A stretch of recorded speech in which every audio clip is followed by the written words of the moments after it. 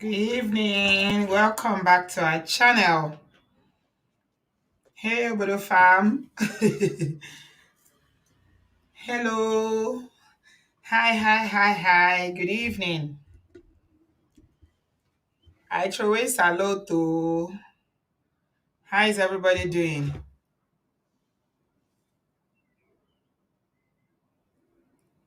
You are very, very welcome. Very, very welcome to this unannounced Friday evening show. How is everybody doing? I hope you are good. Welcome, welcome, Obodo fam. I want to do less light. I want to do the little lights background today. I'm trying to see if I can control the lights. I'm not very good at controlling the light, but you know what? I want to see if I can get that light under control. Because sometimes when that light is too much, I don't know. We are praying to God that hopefully we'll have a studio soon so that everything will be under control. We'll have sound engineer, light engineer, we'll have everybody who will control the lights, and control how we sit and the whole packaging. But for now, it's a one-man show, so bear with me. One man. Welcome over the farm. How's everybody doing? I hope you are well. Thank you so much. Give us a thumbs up as you are coming in. Thumbs up. This was a last minute thing because I was very busy. I wasn't sure if I can get one in. As you saw, usually when I'm prepared, I'm not late. But today I was late. I don't like being late. But because I was not, it's not something that was that I planned to do. That's why you saw that I was some few minutes late there. So Emma Binu. It was last minute, last minute. In fact, I was talking to a friend while I was planning that. She was like, "You usually do your show by 7 o'clock. Are you sure you can make it?" I was like, "You know what? But the fam, they are cool like that. Even if I cannot do 7 on the dot, we can do past 7. Click on the like button, subscribe. Please subscribe if you have not yet done so. Welcome, welcome, welcome. So tonight, I want us to discuss something that is trending on Twitter.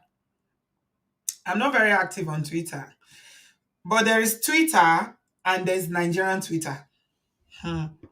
I salute everybody. Welcome, everybody. Welcome, welcome. There is Twitter, the whole wide world Twitter, and there's Nigerian Twitter. It's Nigerian Twitter I want to talk about. First of all, let me put my Ojugo so I can see. Oh, D, you're amazing. You always give me super chat whenever you come into the studio. That's what you always do. I appreciate you for that. God bless you. Thank you so much, D. D said, please like this video. Beautiful people, let us support our fave. Aww.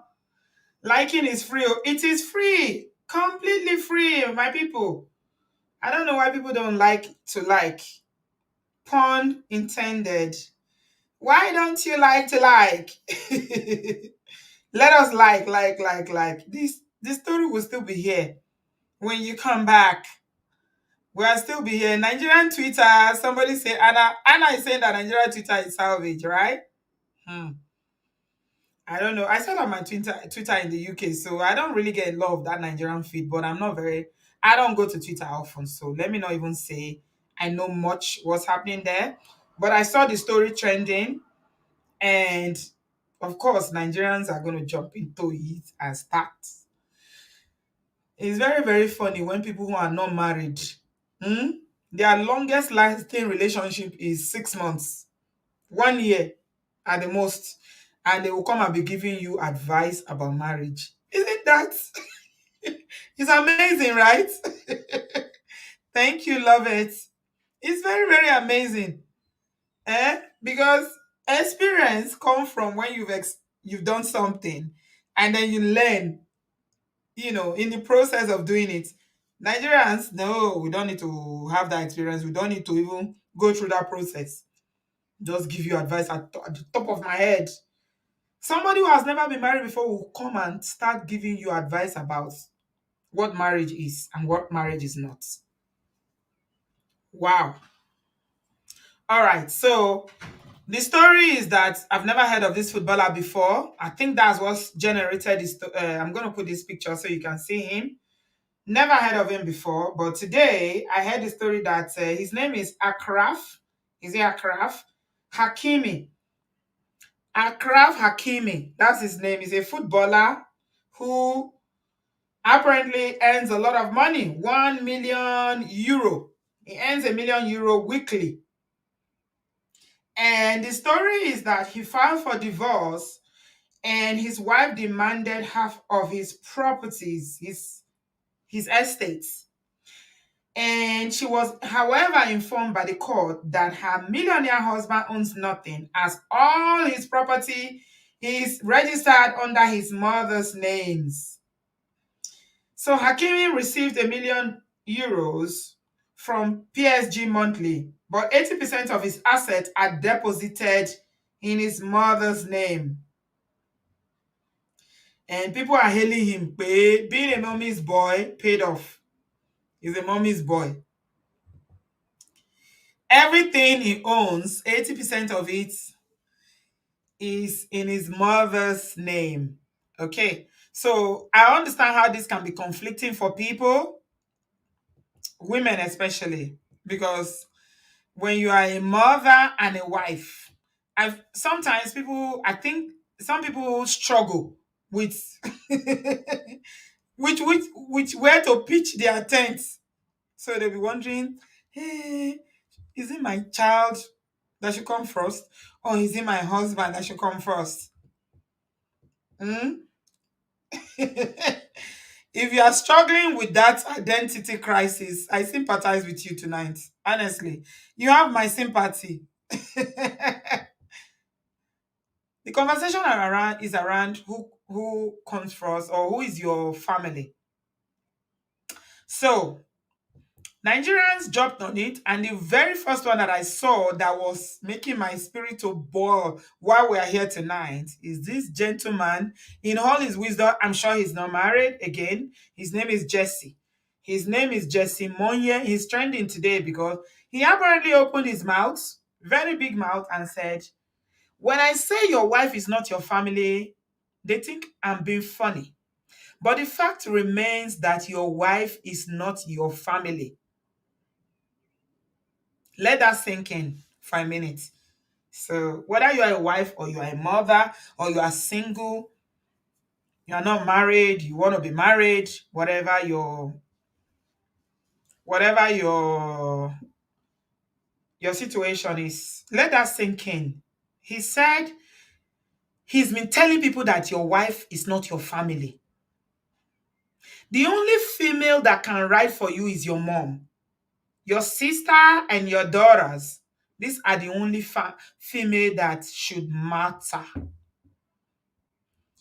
Your mom, your sister, and your daughter are the only females in your life that should matter. So, we normally talk about list here when, for young people who are dating or in that stage, you are checking out people and you want to see who they are or where their thinking is. Please check out their social media, especially Twitter. Check their tweets from 2020, from 1990. What are they saying? Your wife is a stranger. The only people that are your family are your mother, your sister, and your daughter. Abikia said, the sister part, I don't agree. Oh, you agree with the mother part and the daughter part, but it's the sister part you don't agree. You have to agree with all of it, oh. Thank you. Mary's Amazing Kitchen. Thank you. I didn't put the light on because I just want to be. I could have put a light on, but that light is too bright anyway. You have to agree with everything, my dear. Okay, so the conversation is around who is actually your family. I think we talked around this. We do talk around this quite a lot on this platform. We talk around this. You need to check people's profile, what they are saying. If somebody is saying that your wife is not your family and your husband is not your family. I don't know how people are thinking about this. Maybe if you're a father and your daughter is telling you, or your daughter is saying something like this, maybe it will make you feel a certain kind of way that you feel like, oh, okay, I come first in my daughter's life. Or if you're a mother, you feel like, oh, thank God I have, and I'm talking to you as a mother of sons, and I have adult sons, right? Yeah. So I'm not just saying this, I'm saying it as a woman who has sons and adult sons. Wahala be like bicycle. Hmm. Abikia, they are horrible wives, oh, you said, but may we not marry our enemy? So I'm thinking you are a man. Are you a man or you're a woman? So that's a very generalized statement. They are horrible people, period. They are horrible men, they are horrible women. So if you say they are horrible wives, they are also very horrible husbands. Okay? So when you want to make generalized statement like that, make sure you are making the statement not to be so generalized. Okay, I'm going to stop reading your comment now because you're already doing my head in. You've made two comments that is already doing my head in. And you know, my people, sometimes when you meet people, I was thinking about this. I was going to do I think I was listening to RC Blake's. He was there was a show that I was listening to him. He was talking this morning and I like to listen to him. And he was talking about external and internal, how people are always going for the external. And he said something, he said that sharks, you know sharks, he said sharks don't hang out in the open, in the shallow. They don't hang out on the beach. You know, have you ever gone to a beach and you see sharks or this animal, the big fishes hanging out by the poolside or by the seaside? No, he said sharks hang out in the deep. Hey, I reflected on that statement for hours today. So what he was basically saying is that what will keep your marriage or your relationship is deeper than what you see on the surface. So we're going to look into all these comments. The Bible says that they are from the abundance of the heart, the mouth speaketh. Is what is in your heart that you will say. So someone like Abikiana already know where your mind is. Because you made two statements now, very generalized statement, and they are misogynistic as well. And it's not only men that make statements like that, women too. Some women, some African women are so misogynistic, it's unbelievable. So I'm not even going to say it's men that make some statements. But I think it all comes down to your background, your orientation. How were you raised? Are you broken? What are your experiences? What have you been through? Are you someone that's dealing with trauma? What is your background? Because when people tell you a little bit about yourself, then it kind of gives you an understanding about where they are coming from and why they are how they are. So let's take the conversation forward. I'm going to share my link because you say marriages are breaking, eh? Wọ́n ṣẹ̀ṣẹ̀ bẹ̀rẹ̀ ni. This is just the beginning. No, I never hear anything. This is just the beginning. They go break. They go continue to break. As long as people don't have, their mind, they don't even know what commitment is. You don't know what it means to surrender. And you think you are living with an enemy. Your husband is your enemy, your wife is your enemy. So they are strangers. They are not your relative. That they are not related to you. That the only people that are related to you are people that you were born together. So somebody challenge them. Yeah. Good evening, everybody. Welcome.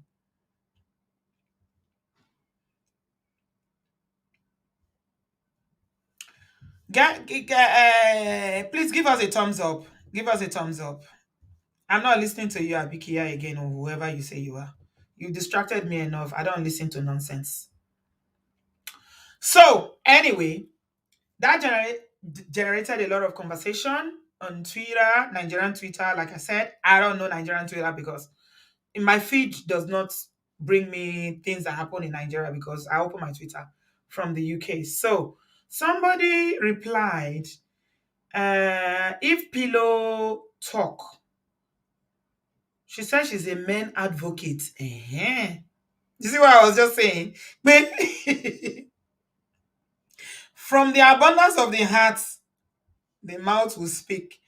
So this person that says is a man advocate, I don't know whether they are a man or a woman, but the person said, your wife can never be your family. You are connected to your wife through feelings. Morogo. The person said you are connected to your wife through feelings. So marriage is all about feelings. But you are connected to your mom and your sisters and your daughter through blood. And then that Jesse who made the initial comment when this story about Hakimi was trending said, finally, someone with sense. Please tell them. We like people to validate. We like people to validate our standpoint, isn't it? Oh, Chineke na God. When we have a standpoint and somebody validates it by agreeing with us or pandering to us, as Ola will say, we love it. As humans, it's natural. We love it. You're pandering to me. You're a man's advocate, and I'm telling you that your wife is not your family. The only people that are your family are your mother, your sisters, and your daughters. So only the females in your extended family, but your own wife is not your family member. So when somebody agrees with that, of course, Yoruba ni egbe leye what, or you connect because you agree on the same thing. Life is all about principles, and it's principles that guide us. What do I believe in? What are my values? What are the things that are important to me? Okay? So na so e be. Kò jù bẹ́ẹ̀ lọ. So that is pandering 101. It didn't end there. Let me play some other conversations around this topic. And somebody said, I think I haven't read this. Let me read this. I'm sharing my link, guys. Okay, this is the one that said that the footballer divorced his wife. Okay, I already read that. So Solomon Bucci, a lot of people know Solomon Bucci. I think he's just become popular on social media because I don't know. He's everything. Let me just say he's everything. He recently got married this year. He's a young man. He recently got married this year. He was the one that said that his wife is not the most beautiful, but he loves her like that. And I think a lot of people were upset. So he said this. He said, but your mom is someone's wife. Your sister will be someone's wife, and your daughter will be someone's wife. Is it a wife issue or is it a trust issue? Now that's very, very crucial. That question is very, very crucial to this discourse. Is it your wife issue? When you say your wife or your husband is not your family, is that a wife or husband issue or is it a trust issue? I don't know why you sound this hurt, he said, but please, your wife is your family. That's what Bucci said. I don't always agree with him. He said some things I agree with, and some things, even before people got to know him, once upon a time, I found him on Instagram and I thought, okay, he's a young man with sense. Then eventually I found out that he was just trying to sell he was just trying to market himself. He was trying to get known. So, yeah, because he will go this way one day. He's not consistent. He will go this way. He will go this way. 1 minute he's advocating for women. 1 minute is like he's throwing women under the bus. I was like, Benny, choose your hustle. Choose your struggle and stick to it. I don't like people that are not consistent. Stick to one. So it tells me that he's just pandering to whoever will buy his market. So, but anyway, he made sense. Is it a trust issue? Or see, the thing is that I know this is woke. What do they call this generation? Uzo is not here to tell me the name of all the generation. I say I'll write it down so I'll keep remembering. This generation, I know you guys are so woke now. You got social media, you know, and it seems like you know too much. But you know what? You cannot know more than experience. Yes, experience is the greatest teacher of all time. Because what you have not experienced, whatever you know about it is, what people are telling you. Uh, is it Gen Z they call them? Oh, Eshe Goni, thank you, Temiti. Gen Z, these Gen Z people. Kọ́lọ́run gbà fún yín. May God help you people. Gen Z people. Some of you have sense, but a lot of you, Kọ́lọ́run gbàkóso ayé yín. May God have mercy on you.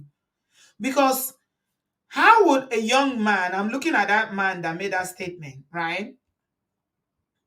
When I'm looking at his picture, he's definitely not married. You can tell that he's not married. His name is Jesse. Jesse, waiting, Monye. He's Jesse. And you say something, and like Buchi said, he sounds like a someone that is broken. But it's not just Jesse that thinks this way. Oh. A lot of people actually think this way. And it's not only men. It's not only men that think this way. Some women actually think that their husband is not a member of their family, but is an outsider. Hedakun, I don't even know what to say. Because the fundament, the thing that we know, even if you don't know anything about marriage, okay, and you are just going into it or you've been into it, whatever your situation is, the fundamentals of marriage is two will come together and become one. So they are no longer two, they are one. How then can you say that the person that is one with you is not your family? Wow. I don't know. I don't know what to say about this, but I'm very troubled. Honestly, I'm quite troubled about this narrative because a lot of young people, these Gen Z people, will run with it. They will run with it that your wife is not your family. She's a stranger. Your husband is not your family. I don't get it. No, Chidima said Gen Z, they read too much. No, they don't read. That's the thing. Most of them don't read. They read social media. They don't read books. They don't read life. And they don't read experience. No, they don't read. Mm-mm. I don't agree that they read too much. They read social media. I don't agree. Olufemi said, Hakimi has set the tables rolling for men. You will see how men will follow suit henceforth. This is a big issue. I suppose people will demand to see all the clauses before getting married now. So, a little background about the so-called Hakimi. I don't know this guy. I've never heard of him. And in fact, I saw his picture today for the very first time. I was going to put a picture of his mom, but because I was running late, I will do it when I start adding people. I'll put a picture of his mom so that we can have a conversation around that. Apparently, it's only 1 million euro weekly. Everything he owned was in his mother's name. However, the reason why the wife filed for divorce, which nobody is talking about now, according to what I read briefly, is that he cheated on his wife. He was the one that cheated on the wife. That's why the wife filed for divorce, and they've got 2 kids. So now, social media is making it all about how he's so smart, how he hid his money, how he doesn't have to give up anything, and they are celebrating him for bad behavior.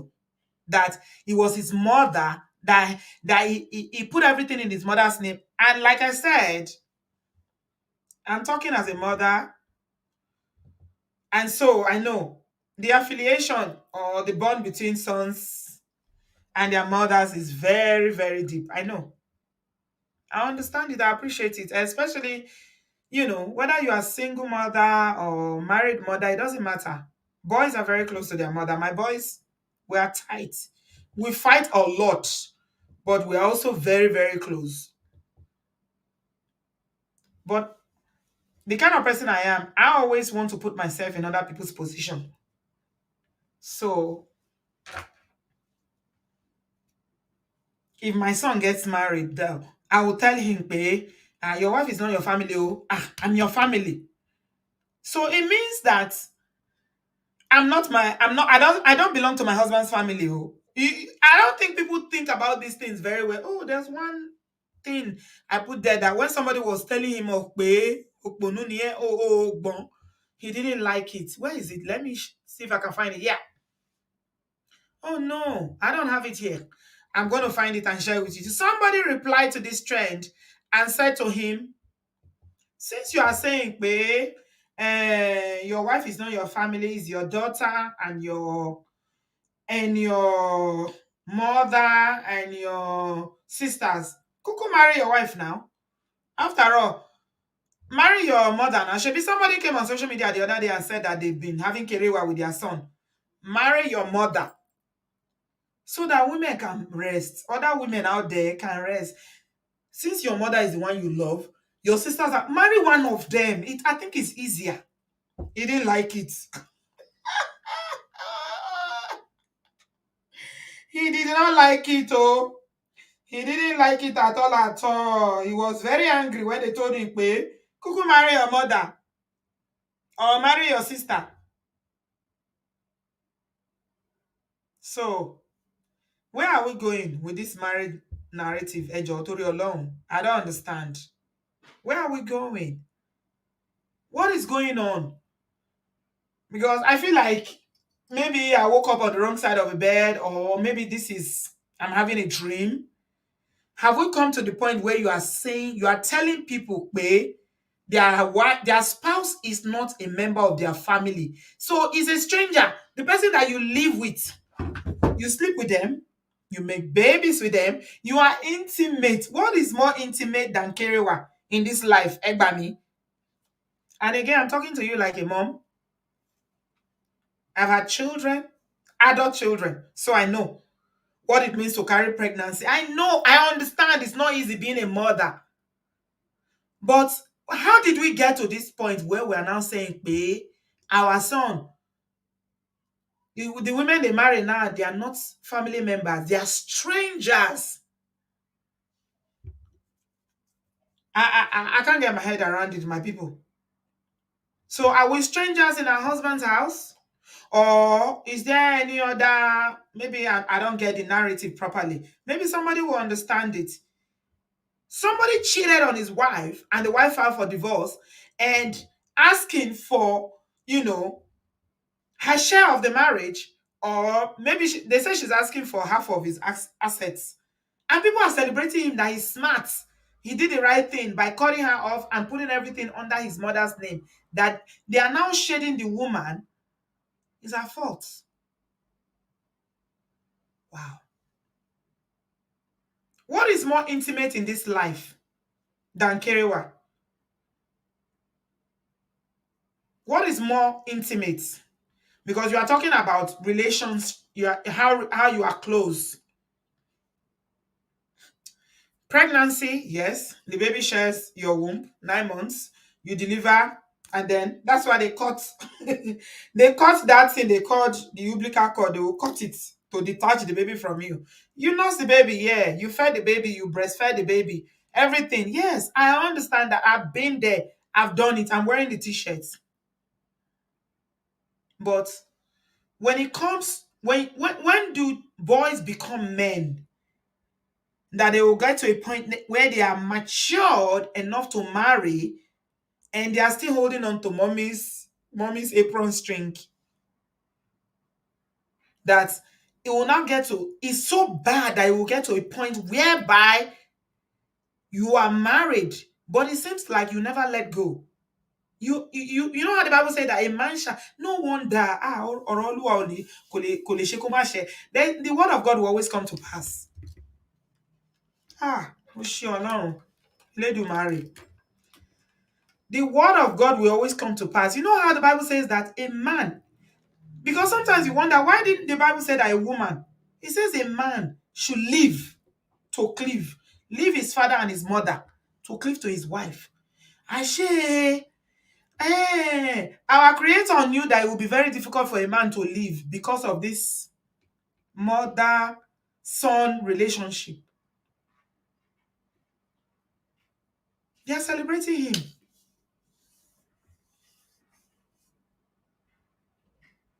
Your wife is not your family. So I think some people took the conversation forward. I'm going to take some calls now. Then later I will share some other things with you guys. Some people took the conversation forward. I think I saw a bunch of comments that Buchi made about how, he kept, making comments about how when people say that your wife is not your family, there is a danger in it, my people.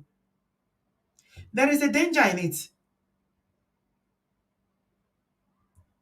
Okay, let me share this one with you guys before I take calls. Let me just share this one. I can see people in the studio because this matter, when I saw it today, I was so troubled in my spirit. I was like, what? Where are we going with this? Guys, give us a thumbs up. Let me share this with you, a few comments, and then can see people in the comments in the studio.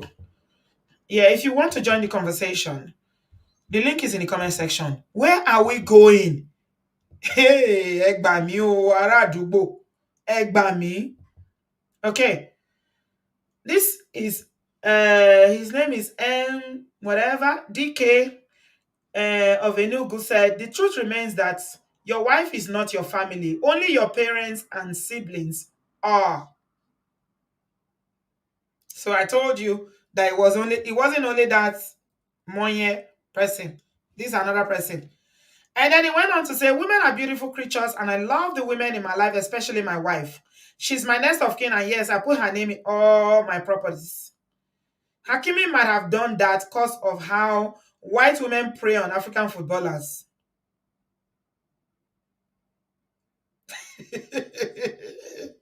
Well, I'll be like bicycle. A very generalized statement. That doesn't mean you shouldn't trust your wife or make her your next of kin. It also doesn't mean that all women are gold diggers. So when you are doing struggle love, just remember this. The truth remains that your wife is not your family. Only your parents and siblings are. And this one is saying he's a married man. And I'm wondering, Egbami Aladugbo, what kind of woman? Okay, let me show you the picture of the mother. Yeah, that's the mother. And people are celebrating her.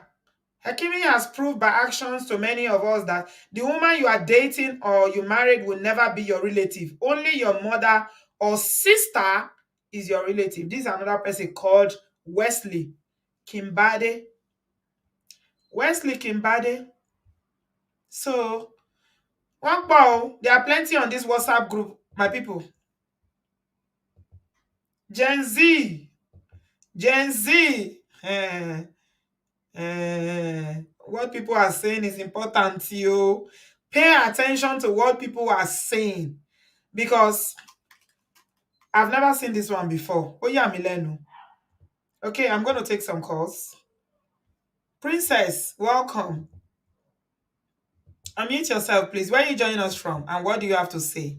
Am I the only one that is so disturbed by these comments? Hello, Princess. Can you hear me? I'm not hearing Princess, so...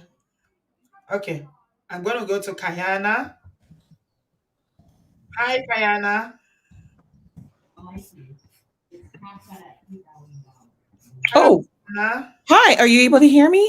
Yes, I can hear you. Where are Okay. you from? Oh, I am calling from California.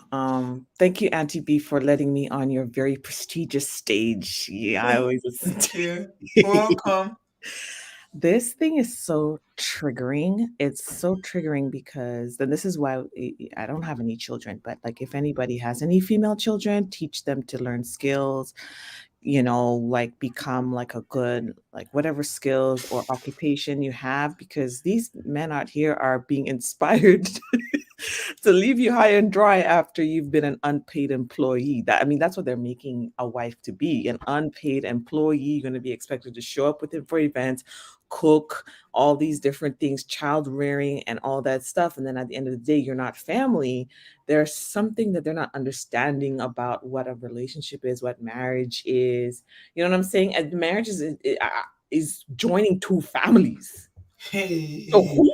So Let's start with joining two people, Kayana. joining two people. Yes, joining two people, but in the union of the person, now that you're one flesh, that is why the Most High said, "We are become one." We when we marry, we are become one flesh. Hey, I don't know where they're getting the fact that you're not family. Like you literally start looking like each other. You literally have the same blood. Like these guys, it's okay. I mean, what's more intimate than having, making love to someone, sleeping with someone? What's more intimate than Yes, that? and I like Karawa. I really like that term. It's just like you could say that it is true. Like that is there's nothing more intimate than making love as Because, spiritual. I mean, if you look at it practically, my darling, I don't mean to be raw, but I believe we're all adults here. Hmm. During Kerewa, two people actually become one like this. They are glued Literally, together. literally. Like your semen is in like the guy th- like okay, that whatever the guy's giving you, that's in your spinal cord for 7 years. Even let's say he croaks, like whatever that person's essence is, their genetic, it's in your spine. Even if that's it, like we are a part of them when you join like that. And then so when they say, you're not really family, then what is this? It's a concern when guys don't know what marriage is and how connected you are. You're merging spirits, body, blood, water. You're literally taking a part of him. That's why people say, when you're married and stuff like this, start to look like each other.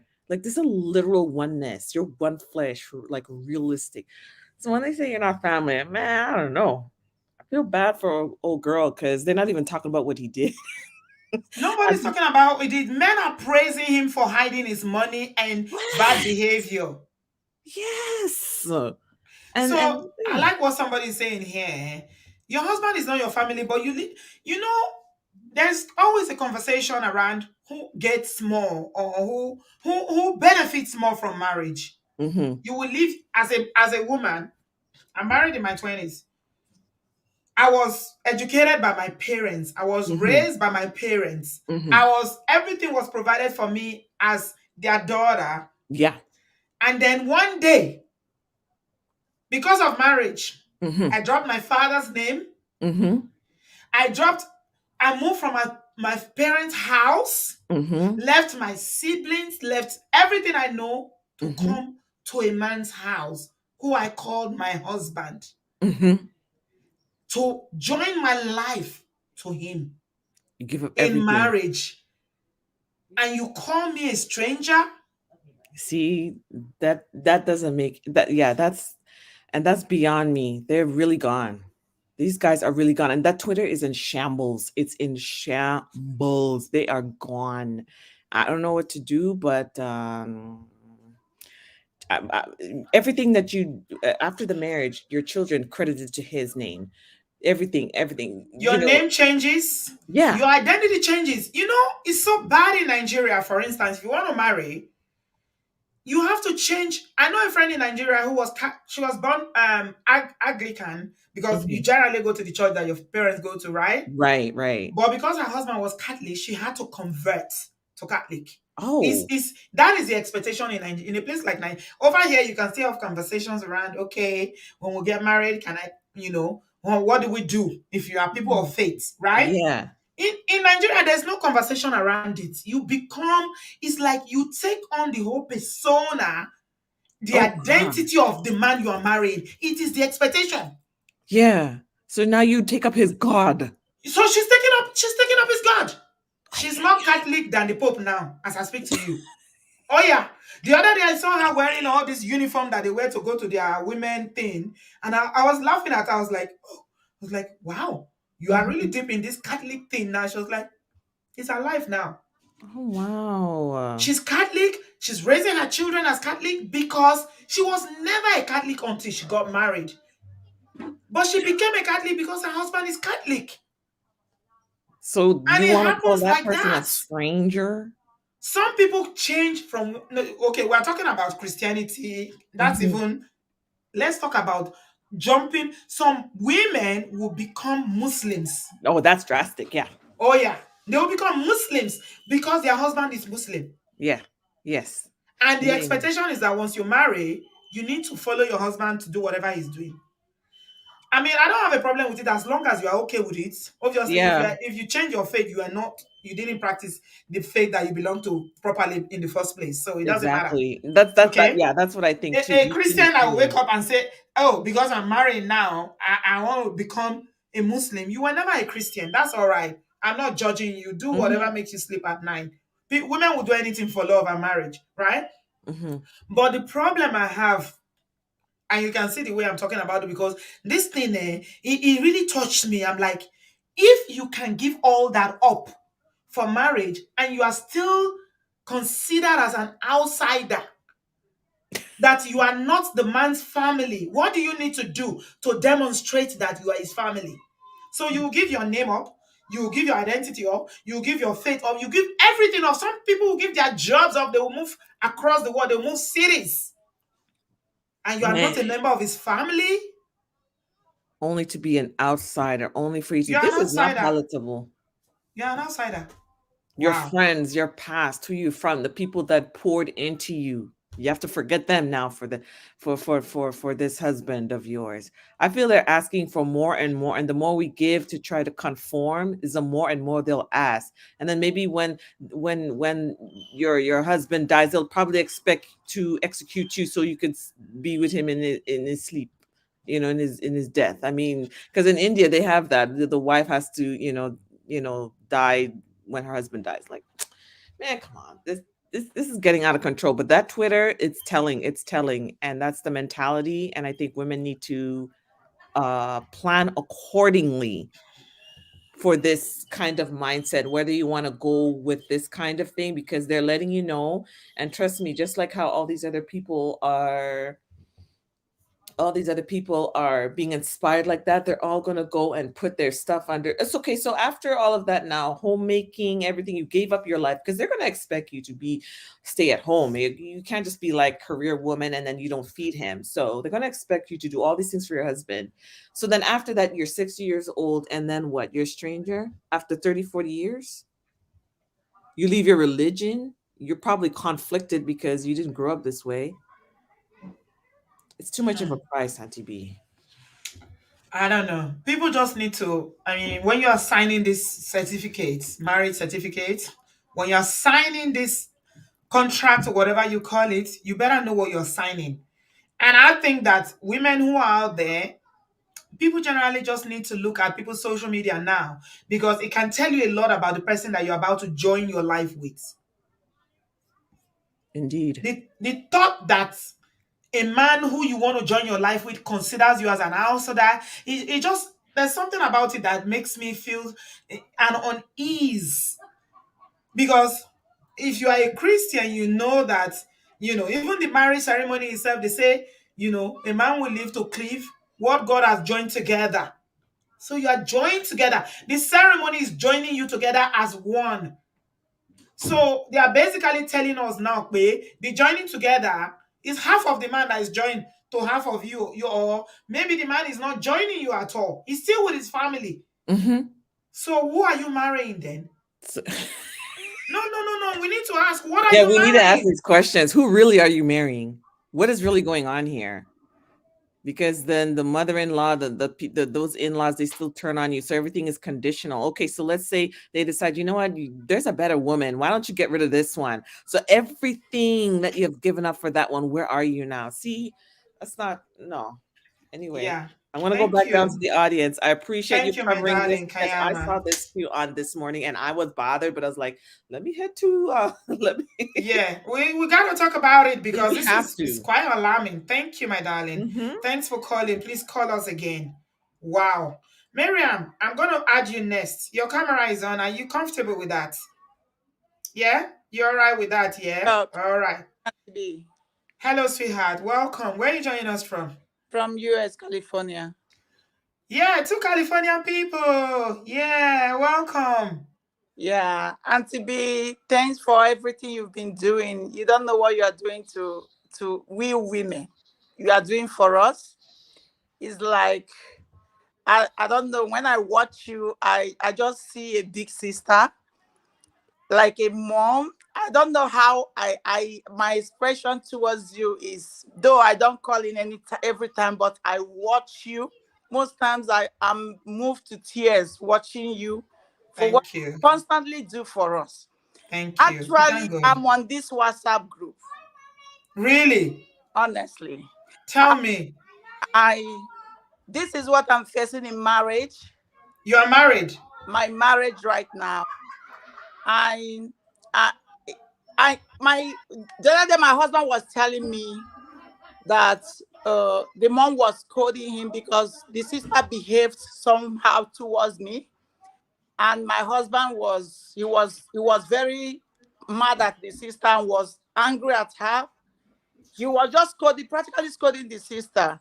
So the sister reported to the mom, and the mom, my husband was just telling me, we were just talking, and for him, he felt it was just nothing. But at that time, I paused, and to be, I froze. My husband was telling me the mom was telling him that why would he be scolding the sister in front of a stranger, in front of an outsider? That was the word, You are the outsider. the outsider. Marriage.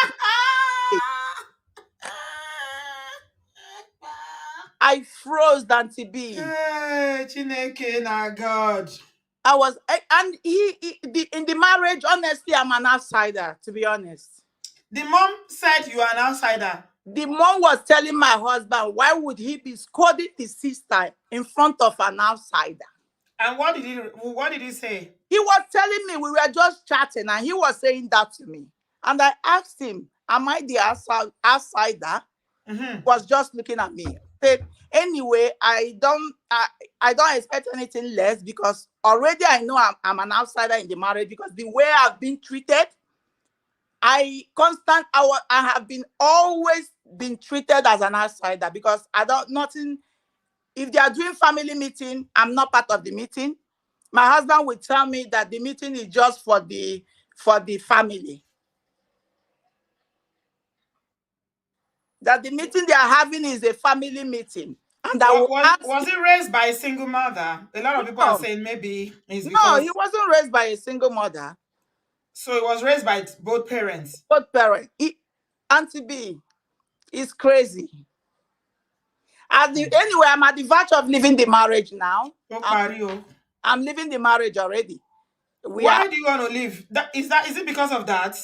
a lot of things, Auntie B. The marriage is something else. A lot of things. I Don't have you never have been part kids? of the marriage. No, no, not kids. I've never been part of the marriage for 6 years. I have been treated as an outsider, and even my mom would ask my husband, "Why would you say your family is your wife not part of your family?" He is a mess, Auntie B. Don't worry, I will come in, and my story is crazy. Is a crazy one. It's very crazy. Since you live in the abroad, have you tried therapy before throwing in the towel? I tried it. We tried marriage counseling. We tried it. We did it for about 4 months. The mom came to US. Immediately the mom came, he pulled out. He told me that at the time that we are doing the marriage counseling, that his mom is his priority. He stopped. He's Why not. do you think he's so attached to his mother? It has been so. I'm not the first. Auntie B, I will tell you my story. I will come and tell my story. You're Honest. not the first wife. I'm not even the. I'm not the. I will tell my story, Auntie B. No, just tell me that part. What number are you? Tell me that part. And Just tell me that one now. I want to know so we can get some little I will. closure. I will come and tell the story. Trust Chineke. me. The mother is sacking all the wives as Uh, they're coming. Even the sister boldly told me to my face that all this thing I'm doing is because my husband is letting me do that. That because of them, that my husband ended his previous marriages. Is the sister single or married? She's married. She's married in her husband's house. In her husband's house. She flew all the way from Nigeria to US, told me to my face, and I said, you see this ring I'm wearing? If you think any of you will make me remove my ring, you had better sleep and never wake up, because it will never happen. But regardless, I got to a stage and I was like, it's not worth it anymore. Because if you are fighting for something, you fight something that for me is valuable, something there must be a cause to fight. But I weighed everything, there's nothing to fight for. So that's why I'm letting go. I'm so sorry. It's I'm okay. really, really sorry. Did you know all this before you go into the marriage? I Did you did know not. about his family, the attachment? Oh, You see, no. I talk about unhealthy attachment here. There are some families that is almost diabolical. The way I understand mothers, yes, I understand mothers love their children, especially if they were not happy in their marriage. Even the ones that are happy in their marriage, we love our children. Okay. But when a man is matured enough to marry, what is this attachment that you will never let go? You want to control him, you want to control his wife. And then the worst part is the sister. The sister-in-laws will come and be telling Hmm. you in Those your ones, own those matrimonial ones, home, oh, those ones are something else. It's a war, Auntie B. All of them. The ones that could come here, the one living here is like, is he just the only son? no. He's the first one. Just because of my personality. The problem is they can't stand my personality because I'm a very strong alpha woman. So they Okay. just saw me, they feel this one. Oh, this one is a stumbling block for them. They don't want access to him to have more time or money or things like. It's Are you stopping money, them? it's the money because he raised all of them. He's their ATM. And Ah, God knows I have never for once. I don't believe he help your family because I help my family too. I'm not this kind of woman that would be a kind of blocking a man not to do anything. I will never do it because I have a mother that I take care of. I have siblings. So, but for them, they think, I don't know their problem, Auntie B. I don't know because knowing that I'm not the first or second, so I don't think I'm the problem. I think it's in them. so I think the learning from your story is that when you see that there is a chain like that, there's a first and a second, maybe third, you need to find out what happened to your predecessors. Go and find Unfortunately, out.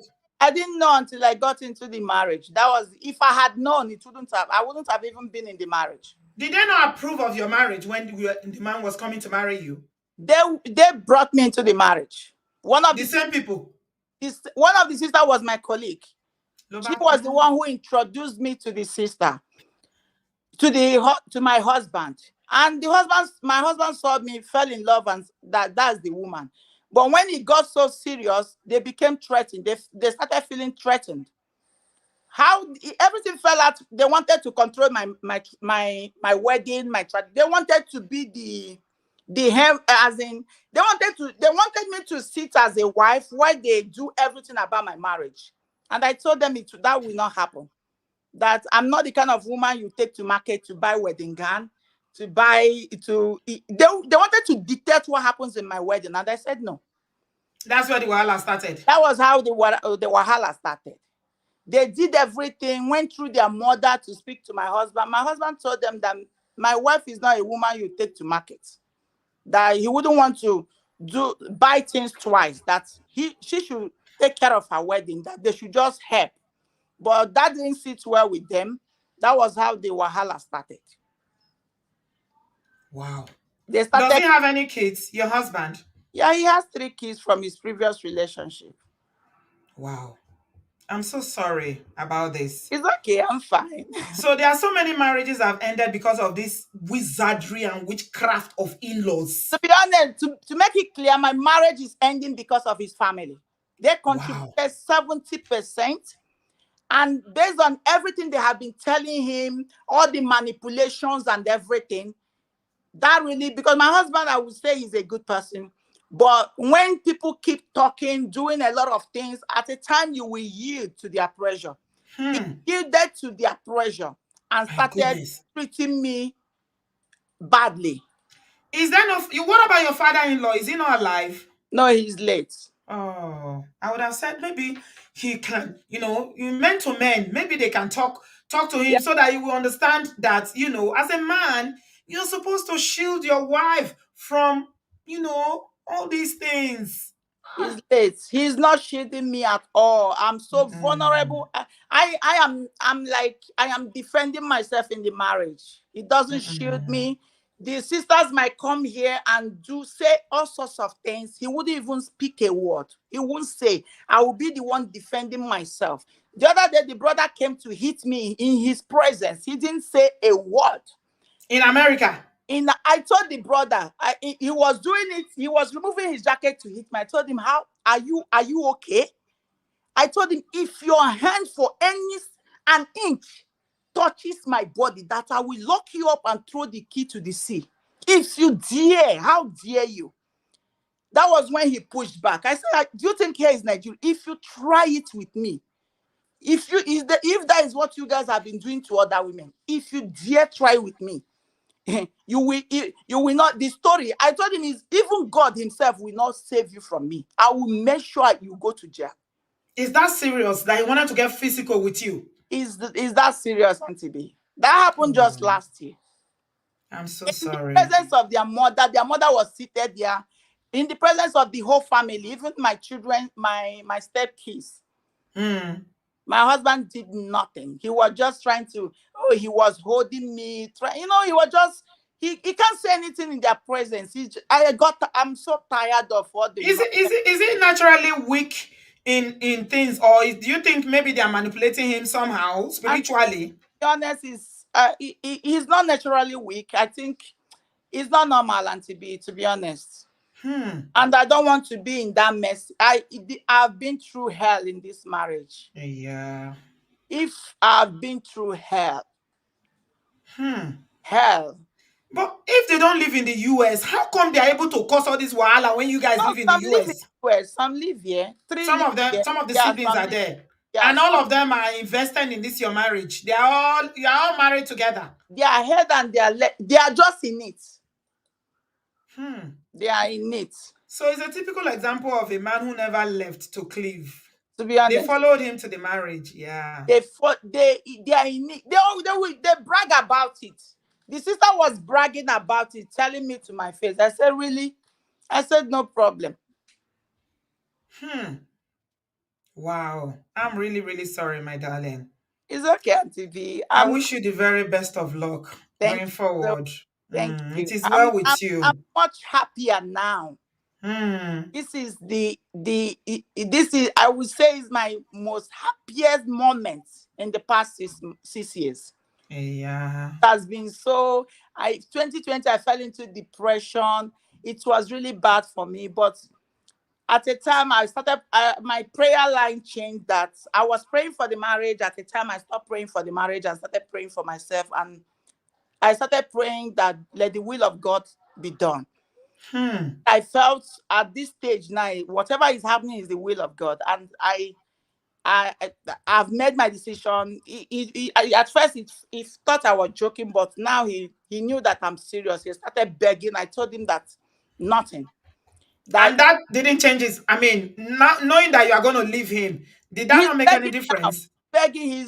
He wanted to do anything, but my answer is no. I said, for now, I need to leave to seek help. I want to Hmm. heal myself first, and I'm being open. If we should come back together, it will be in my own terms, not your terms anymore. I will give the condition. If you don't meet my condition, just go. I'm not settling for anything less than what I deserve anymore.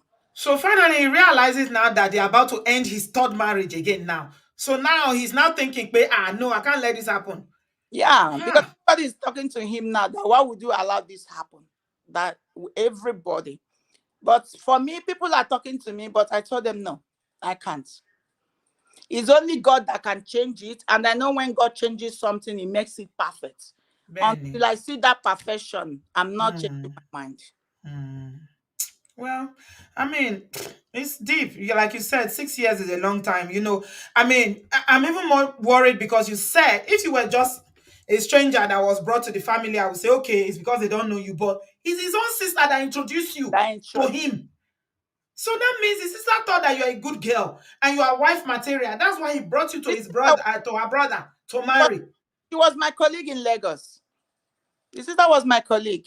And the sister, she doesn't see everything that's going on now.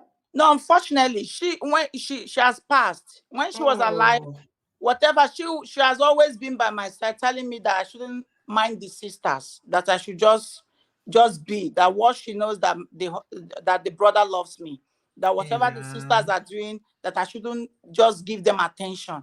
She has always been there for me until she passed in 2019. Oh, that's so sad. Yeah. I'm sorry, my darling Miriam. Look after yourself, okay? I am. Thank you. It is where I like what you said about how, sometimes you need to leave, to heal. So the fact that you are not just leaving and closing the door, but you are still leaving it open that, there can be room for reconciliation, but he needs to do the work and he needs to understand that his family being in the marriage is what is tearing you apart. You didn't say anything bad about him. You say he's a good man, but it's his family. Yeah. So I pray that he sees, he comes to his senses, because he doesn't sound like a young person. He's a matured man. So I pray that, God will help him to come to his senses, to understand that there needs to be boundaries. Clear boundaries is what some men don't have around their marriages. When you leave the door open, then things will go very, very bad. I'm really, really sorry, my darling. I hope, that it goes well for you. Look after yourself. Your mental health, very, very important. I sure will. Take care of yourself, yeah? All Thank right, my darling. Thank you so much. Okay. I appreciate you. All right, darling. Bye. Bye-bye. Thanks for speaking to us, Miriam. Bye. Bye. Wow. Amazing. Look at her. Beautiful girl. For a man's sister to bring the man, to bring the woman to you.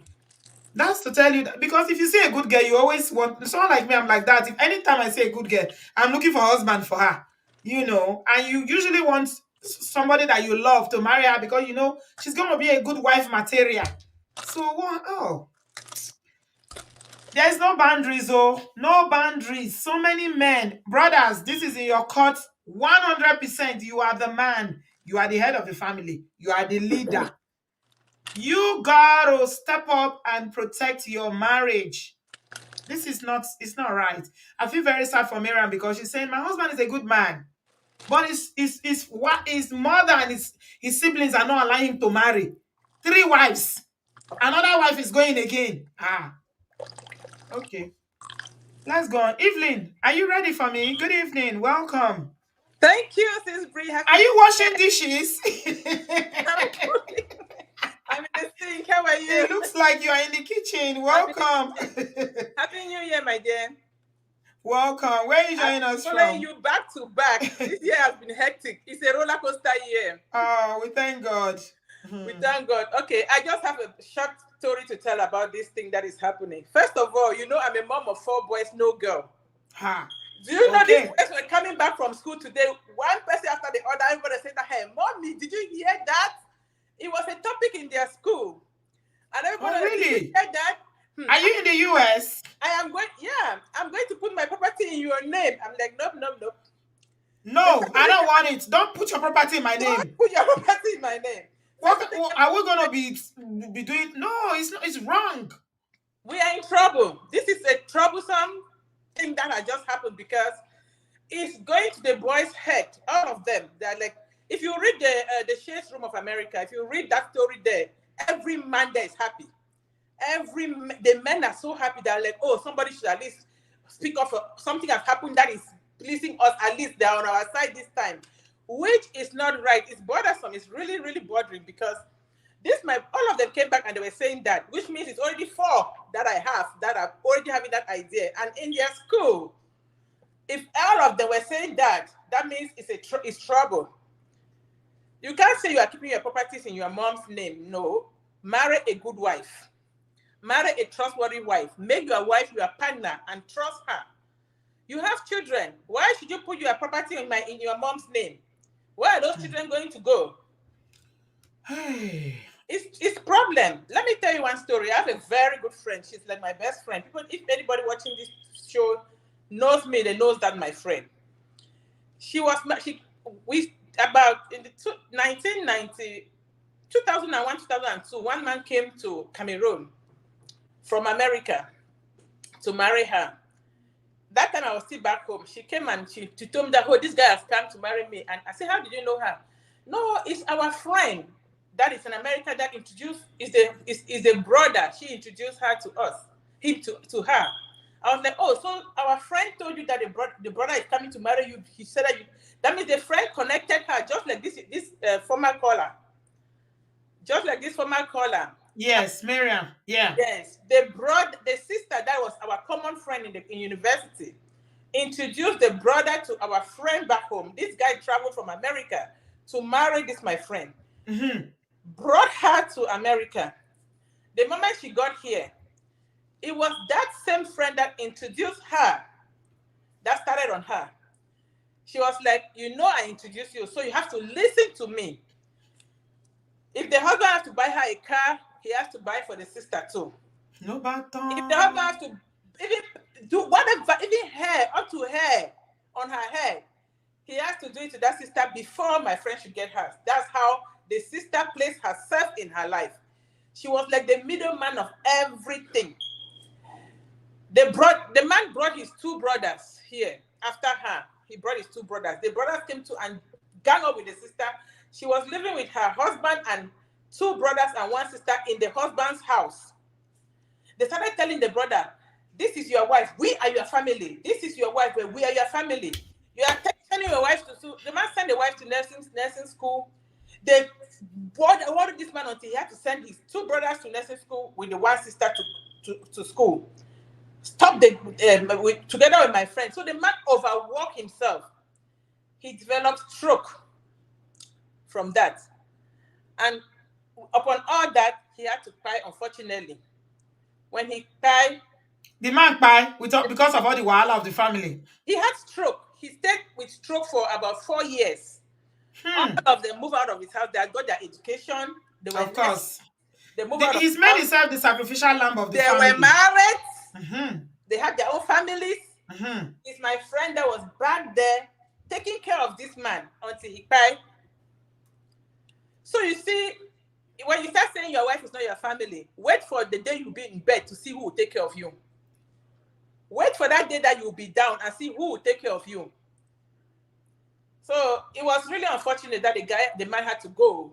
But my friend, she moved on. She's married now and she's actually happy in her relationship. But it was really, really a situation that, just like this one, the man did not put any property in his name because of all that trouble too. He did not put any property in his name. Did they have children between them, your wife and the man? The man left $25,000 for the girl. That's all what he left for the girl.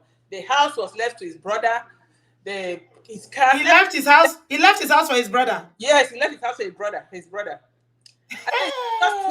$25,000. That's not even college money in America. That's not college money.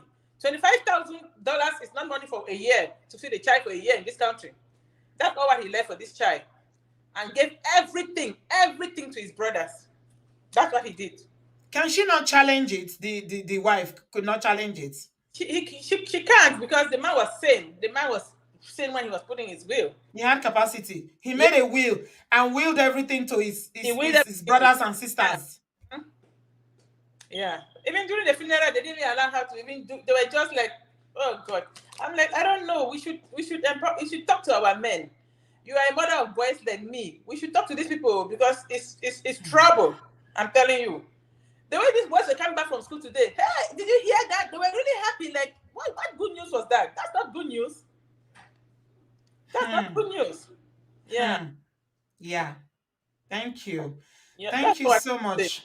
Yeah. I appreciate you for calling. I mean, I like women who you are a mother, and thank God you are a mother to boys, and you can still, because I feel sometimes some mothers don't think beyond their own, they cannot think their own interest. Their own interest is what they are thinking about. After I'm the mother. No. That is witchcraft. What are you going to do with your son's money? Tell me, you in this your level. What is your son's money going to do to you? Even if your son is going to help you, I'm not saying don't take care of your parents. Yes. But you were married. You've done your marriage already. Allow your children to marry and live their life. Your children should take care of you, but you cannot now insert yourself in your son's life and you say, I'm going to be your beneficiary. Do you want to outlive your son? You want to outlive your son? Yeah. Are you saying that he should will everything to you? But is it children that will? You see, and there's something very diabolical about this thing. It's really Oyibo parents will things to their children because your children are supposed to live. They are supposed to outlive you.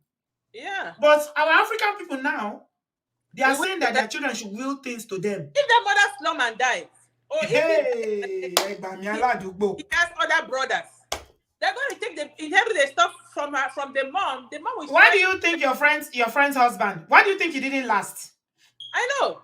He developed. It is because of all these things. When people have a stake in something, they cannot wait to get it. And that's why, apart from the stress he was putting on himself by maybe he was working harder than he should, and he was not taking care of himself because of all the wahala that he put on himself. He puts all the family wahala on himself.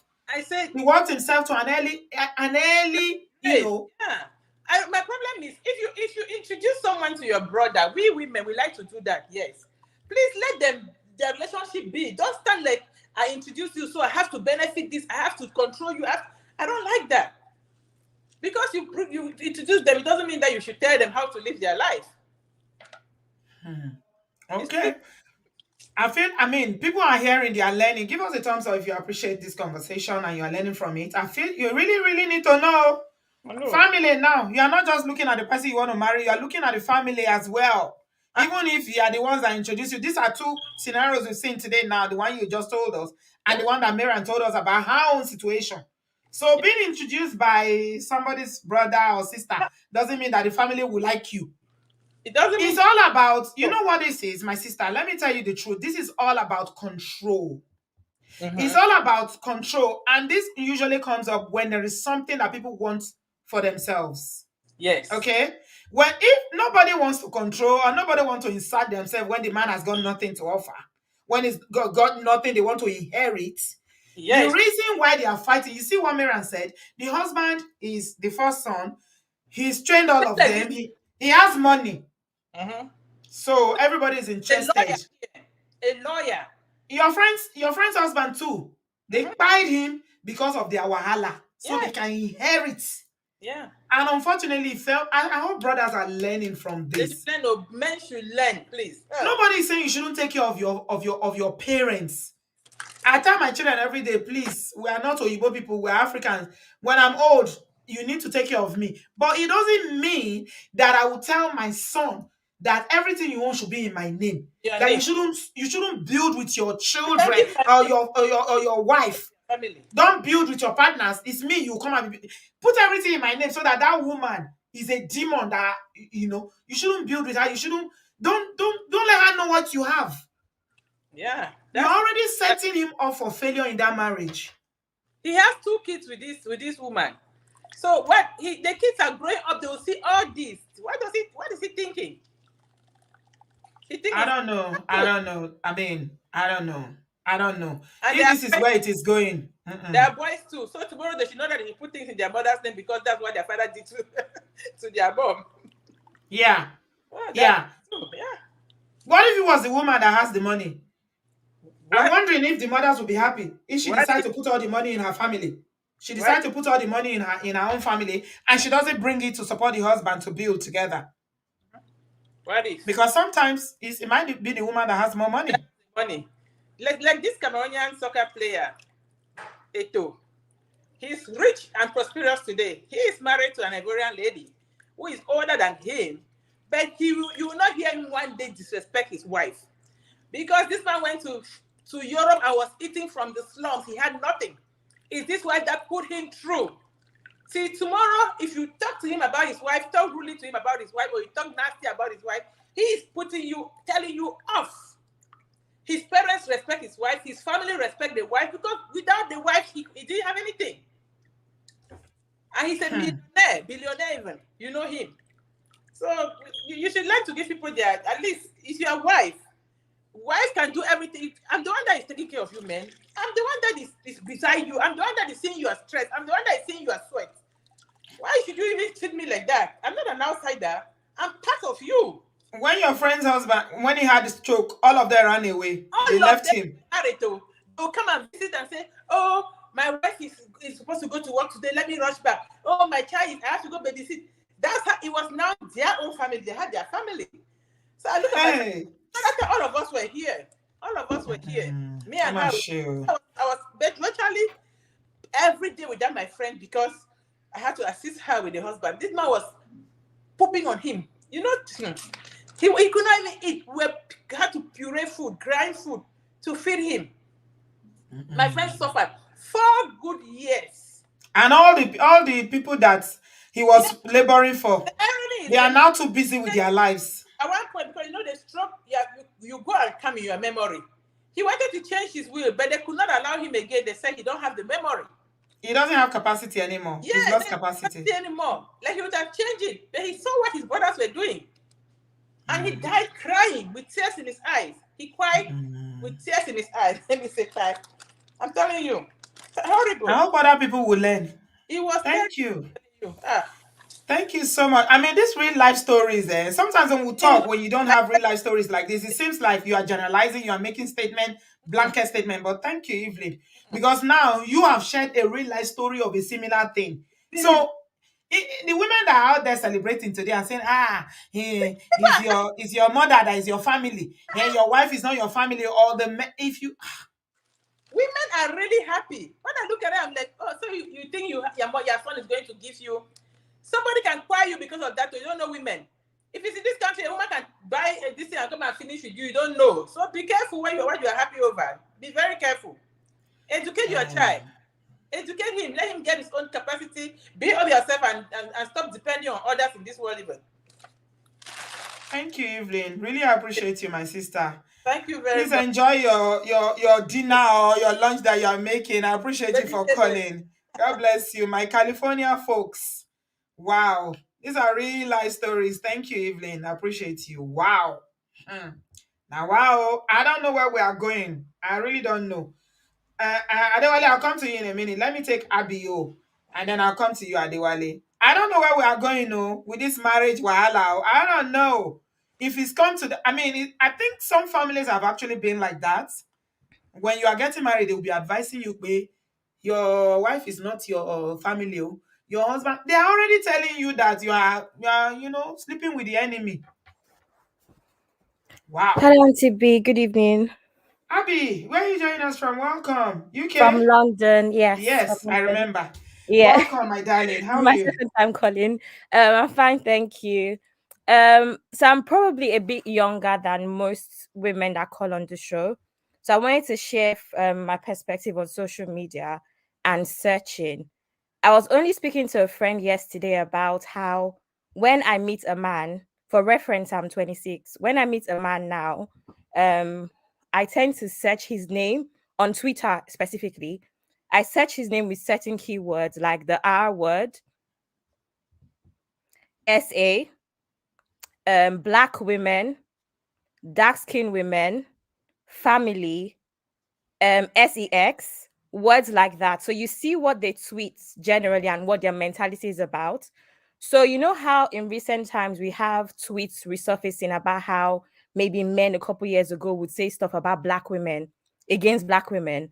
And then all of a sudden now they want to act like they like black women. So things like that, I actually look out for. And I literally was having this conversation with my friend the other day about that. So it's possible to to search someone's name against certain words to know what they are about when it comes to how they treat women and how they take things like SA and R and things like that, how they look at those sort of things. So that's, I just wanted to put that out there. It's not exactly on topic, but it's kind of related in a way. So that's what I do now, because it really does. People always say how, oh, social media is not real. It can actually give you an insight as to how someone thinks and someone's mentality about certain things. So that's just what I wanted to add. Like I said, it's not exactly on point, but it's something to think about when it comes to the kind of things that men share on social media. So that's basically what I wanted to say. Thank you, my darling. I appreciate you for bringing in that insight. It's very, very important that you search and check what they are saying or what they've said in the past. Very, very important. I appreciate you, Abiyo. Young, but very, very smart. And you have your head very, very correctly on. Okay. We are here. We're going to hear from a man. Adewale, Hello, welcome. Auntie. Hello, sweetheart. How are Can you you? hear me? Yes, my dear. Fine. Can you hear me? Yes. Um, yeah. So when I saw the news this morning, and I go on Twitter sometimes because I believe Twitter is the place where you can meet like-minded people. But there are also pitfalls of Twitter. You also get people who just say things without thinking. I mean, when I started seeing people talk about it, I was like, this is just like when people talk about relationships on social media nowadays. They don't think about the nuances. Like they don't think about the stories case by case. There's a lot of generalization. There's a lot of people who make opinions that they don't know about, or they just say things that they don't know. They've never been in marriages. They don't experience anything.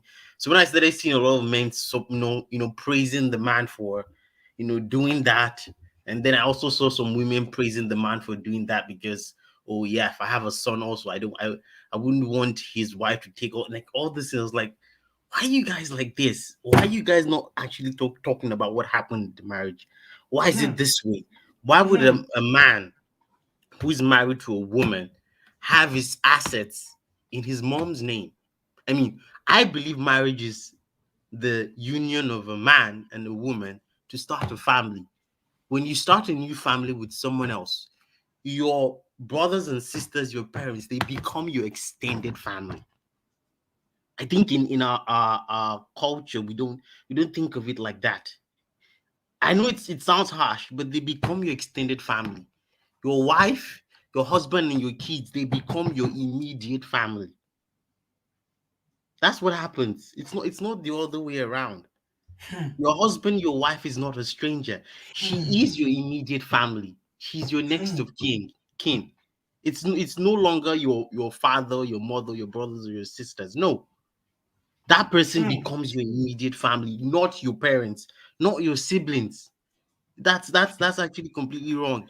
And this story actually ties to what we were talking about the other day about how families, divide couple and they start controlling the husband.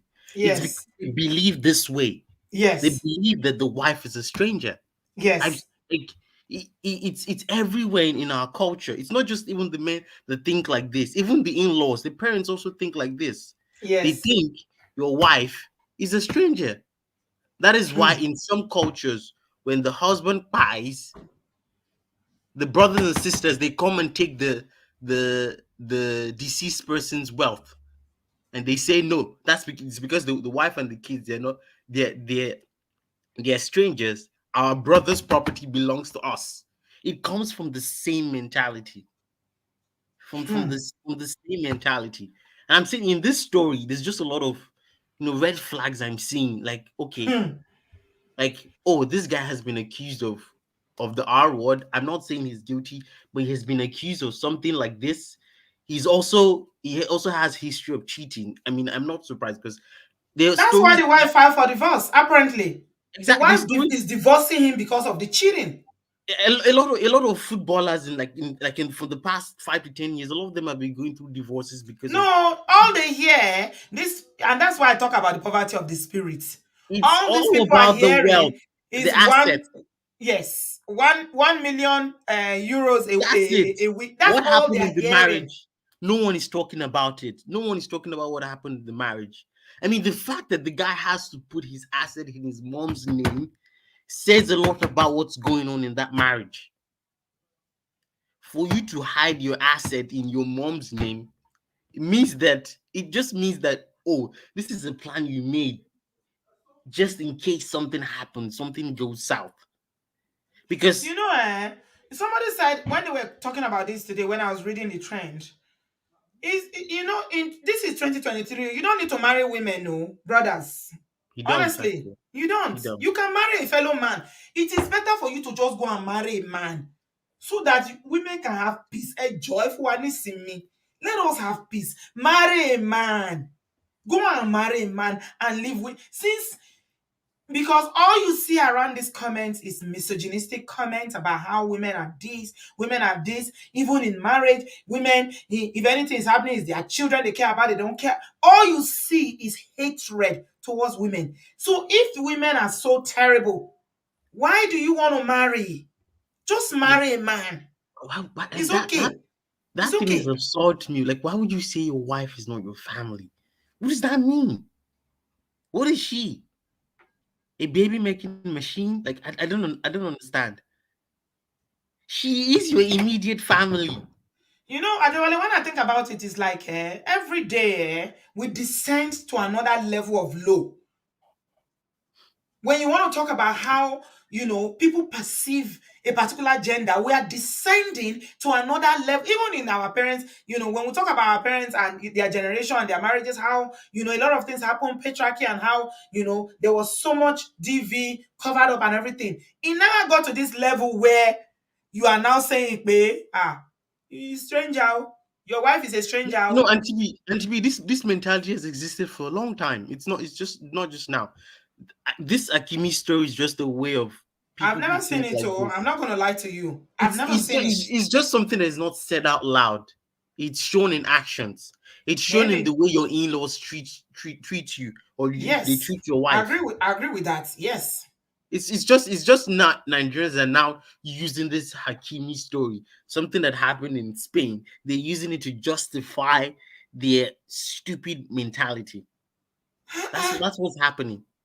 That's in their mind. It's rampant in almost every culture. You'd see, oh, like this man would be married to a woman, and he would be struggling financially at some point in time. He would go to his extended family, his brothers and sisters, and ask them for help. Everyone would say, oh no, we can't help you. And then when the man becomes successful, the same family would come and say, no, that your wife, she's a stranger, she's not your family. You're supposed to keep the word within us. We have a say there. You shouldn't say anything about your family in front of your wife. What does that mean? Like, where does that come from?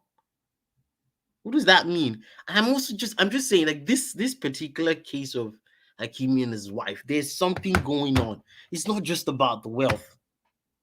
They have kids. They have kids. Adewale, I mean, I'm short of words. I don't even know what to say, to be honest. I'm short of words. That's why, like, Mm. whenever people just talk about marriages and relationships on social media, I shut down, because everyone is always very trivial about their opinions. People are just saying things they don't know. They know nothing about. Everyone is just like, I just saw some comments. Oh, the guy has done one for the men. Yes, men, hide your assets. Keep it with your mom, and don't A- let this woman take as it. long as you continue to see relationship or this gender thing as It's like is a us gender against, war. yes, it's war. Exactly. It's It's not us, even. It's it's not us even. against them. It's, You have it's no not even. business. You have no business getting married. It's not Why even do a you want to gender marry? war. It's not so much a gender war as it is a war about wealth and money. That's what it boils down to. Hmm. That's exactly what it boils down to. It's about wealth and money. Everyone is But saying marriage is yes. not compulsory though. I mean, do people Marriage, know that marriage is not compulsory? That you can live life successfully without marrying? You don't, like this Hakini now, whatever he calls himself. He he didn't shouldn't need have to been marry that married. girl. He He didn't need didn't need to. to marry. He didn't need to at all. There was no He's point getting, especially because he was still playing around anyway. a lot of these football players, they do that. I mean, was it 6 months ago? We had the same story about this other guy in Spain as well, Gerard Piqué. He was having an affair with a younger lady, and this guy has been in a relationship with what's her name? This popular Colombian singer. And people are saying that Ronaldo Shakira. now they're using Ronaldo now. But that's why Ronaldo didn't marry till now. He's not married his wife because it's because he doesn't want to share his assets. That's why.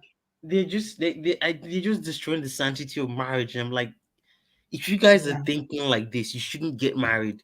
Because if you get Yes. married, you'd be jealous of your wife. You guys will always fight over money.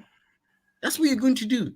Because you're thinking, oh, this woman is a stranger. She's here to take all my money. She's here to do this. That's how you're going to be thinking. Yeah. Then It's a why very, very perverse way of thinking. I know that I'm not saying that all women are saints. There are bad women, there are bad men, there are bad people, there are good people. It's just Okay? the mindset. But I want to believe that if you want to go and marry, you are not marrying a stranger. Nobody is forcing you to marry someone. It's someone that you made the decision to marry. You chose this person because you believe that you have feelings for them, you like them, you've seen something that is drawing you to them. Even women. So it's a man that asks a woman, would you marry me? But some women feel like they have no say. But you do. You do. You do. You do You can choose to actually. say no. You don't need You to can say choose to say yes. no. You don't need to That, say I yes. think I was hearing Pastor Shola saying it the other day. How many people have you saying? He's saying instead of you to say, let me even go and consider it. Once they say, "Would you marry me?" You start jumping up and down. Hey, they propose to me. You start It's doing about the ring up and proposer, down. not the person doing the proposing. It's just funny. Just like if you have this mindset, you shouldn't get married because obviously you don't know what marriage is. It's a union of two people. You guys like each other. You want the best for your partner. This person is going to be the man. They are celebrating Hakimi for what he did. I just saw it on Twitter and I was like, what's this? Like, what are you guys celebrating? The It's fact that he okay. hid his asset with his mom, Yes. or the fact that the mother of his kids is not going to have something to support their sons. Like, It's all what right. are you It's all right. celebrating? It's all right. I Any don't know. mother, if you are listening to this, thank you, Adewale. I appreciate you, my darling.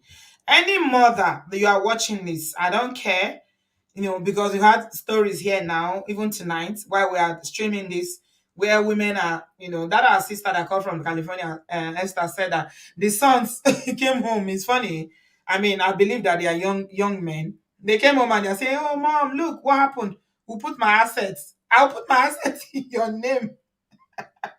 If you are supporting something like this, you support your sons to behave this way, then please don't be a hypocrite and start crying that you are suffering in your husband's house. Anything you are going through in your husband's house, swallow it and live with it like that. You see, whatever you sow, you will reap in this life. Honestly, whatever you sow, if you sow good seed, you cannot sow cassava and you go and reap yam. Possible. That is the law of nature. This one don't even get anything to do with manipulation, juju, control, or whatever. It's just the law of nature. There are some laws of nature that nobody has power over. What you sow, you will reap. If you sow plantain, you know go fit reap banana. Okay? As close as they are, banana and plantain, they are very close by. But you cannot sow plantain and you will reap banana. Possible. It's plantain you will reap. That is how life is. So women that celebrate, who is snoring? There's snoring going on there. Who is snoring? Etsy, you are the only one in the studio. Who is snoring? Etsy, can you hear me? Hello, Etsy. Okay, I can't hear you. I'm gonna move on. Natu, welcome. Good afternoon, Mama. Welcome. Yes, good afternoon, Mama. Hello, darling. This whole thing is triggering, honestly speaking. And let me tell you why it triggered me. Because my mom told us a story. How sorry I'm driving. I went to look for Amala. My mom told us a What did you say, story of Amala? how I went to Brooklyn from Long Island, 45 minutes drive on today. That's how the thing hook you. Yes, rich. Okay, I hope you enjoy So it. what? Most of these boys, right? Most of these men, So they're not, like I said earlier, most of girls are being trained from day one on how to be a good wife, how to have a good home. But these men are not taught anything. They are just taught on how to like just wear pants, have a dick, and that's it. So my dad, he was the first person in the family to go to school. My mom told us that she accidentally, so because their brother was, so everybody's like hyped towards, oh, my brother is educated, he's working, he's da da da da da. So when my dad bought his first house, he was married at that time, and he had his brother as his next of kin. At that time, my mom had my elder sister. She was back from the States. She had us. So my mom said she accidentally saw the document and the house went on fire. She went off, and he said that, oh, he did it before he got married. That was when he did it, and he didn't get time to change it. So well, my mom was lucky because his uncle that put him in school, the teacher is educated. She now reported to the uncle. The uncle told him that he's giving him 2 weeks to go and change that thing. They don't care how he's going to do it. He said, go and change that thing. I don't care. Like, you brought this woman all the way from her father's house to change her last name, change her identity, change everything, and then you have 3 kids already at that time, and you have your brother as your next of kin. Are you okay? Do you understand? And I didn't even know these people had kids. These people that you're talking about now, I didn't know they have kids. So it is very clear from the beginning that they didn't marry her to keep her. They probably married her because they wanted the next of kin. Because his mom, God forgive me, his mom is the devil here. How can you be enabling this kind of behavior? For God's sake. How can you enable this kind of behavior? For goodness sake.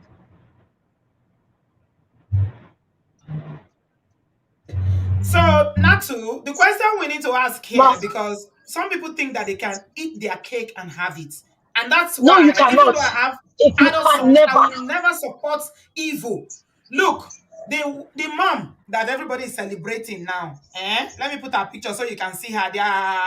Are they from Turkey? I don't even know where the guy is from. I've never seen him, like I said. He's today, I'm saying it for the first time. Wrapped all her head round according to her religion, right?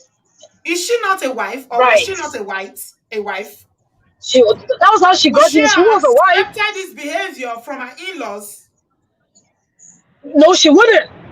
No, she would not. I don't know any woman that will accept this. And let me tell you, Auntie, this thing will be more expensive for him. Do you know why? Because now she's going to take him to court. Now he has to pay lawyers a very large sum of money to maintain this lie that he and his mother, because I'm calling it a lie, this lie that he and his mother have decided to leave. He's from Morocco. Yes. Okay. Yeah, he's from Morocco. So now they have to pay lawyers, and it's going to cost them a lot of money. Lawyers will use them to make money. They will milk money out of them. So you want to tell me that you rather give lawyers money than give the woman that birthed your children for you, that because she's an object? Like Adewale said, the whole idea about marriage has been destroyed. Like, if you ask a lot of men, why are you married? Why are you getting married? They just want to have children, and that's it. So you want someone to cook and clean for you and take care of you? Yes. You want an emotional dumpster to come and when everything is wrong, you can come and dump it on her. But then she can't get anything from you. You're adding no value to her. And then this one goes to the sisters. That's why they say, try to get yourself together before you get married. Honestly speaking, try. It is very, very, very important. Don't go and be dragging something with somebody. You want to go with it. Say they will take the money to their grave, me. I mean, they'll use a big mansion in heaven, so that if they go there, they'll use that one and rest. So, I mean, it's also an indication of the kind of family that he comes from, like you said. Exactly. Exactly. At the guy, what's his name? Hakimi, or whatever he calls himself, from Morocco. Thank you, guys.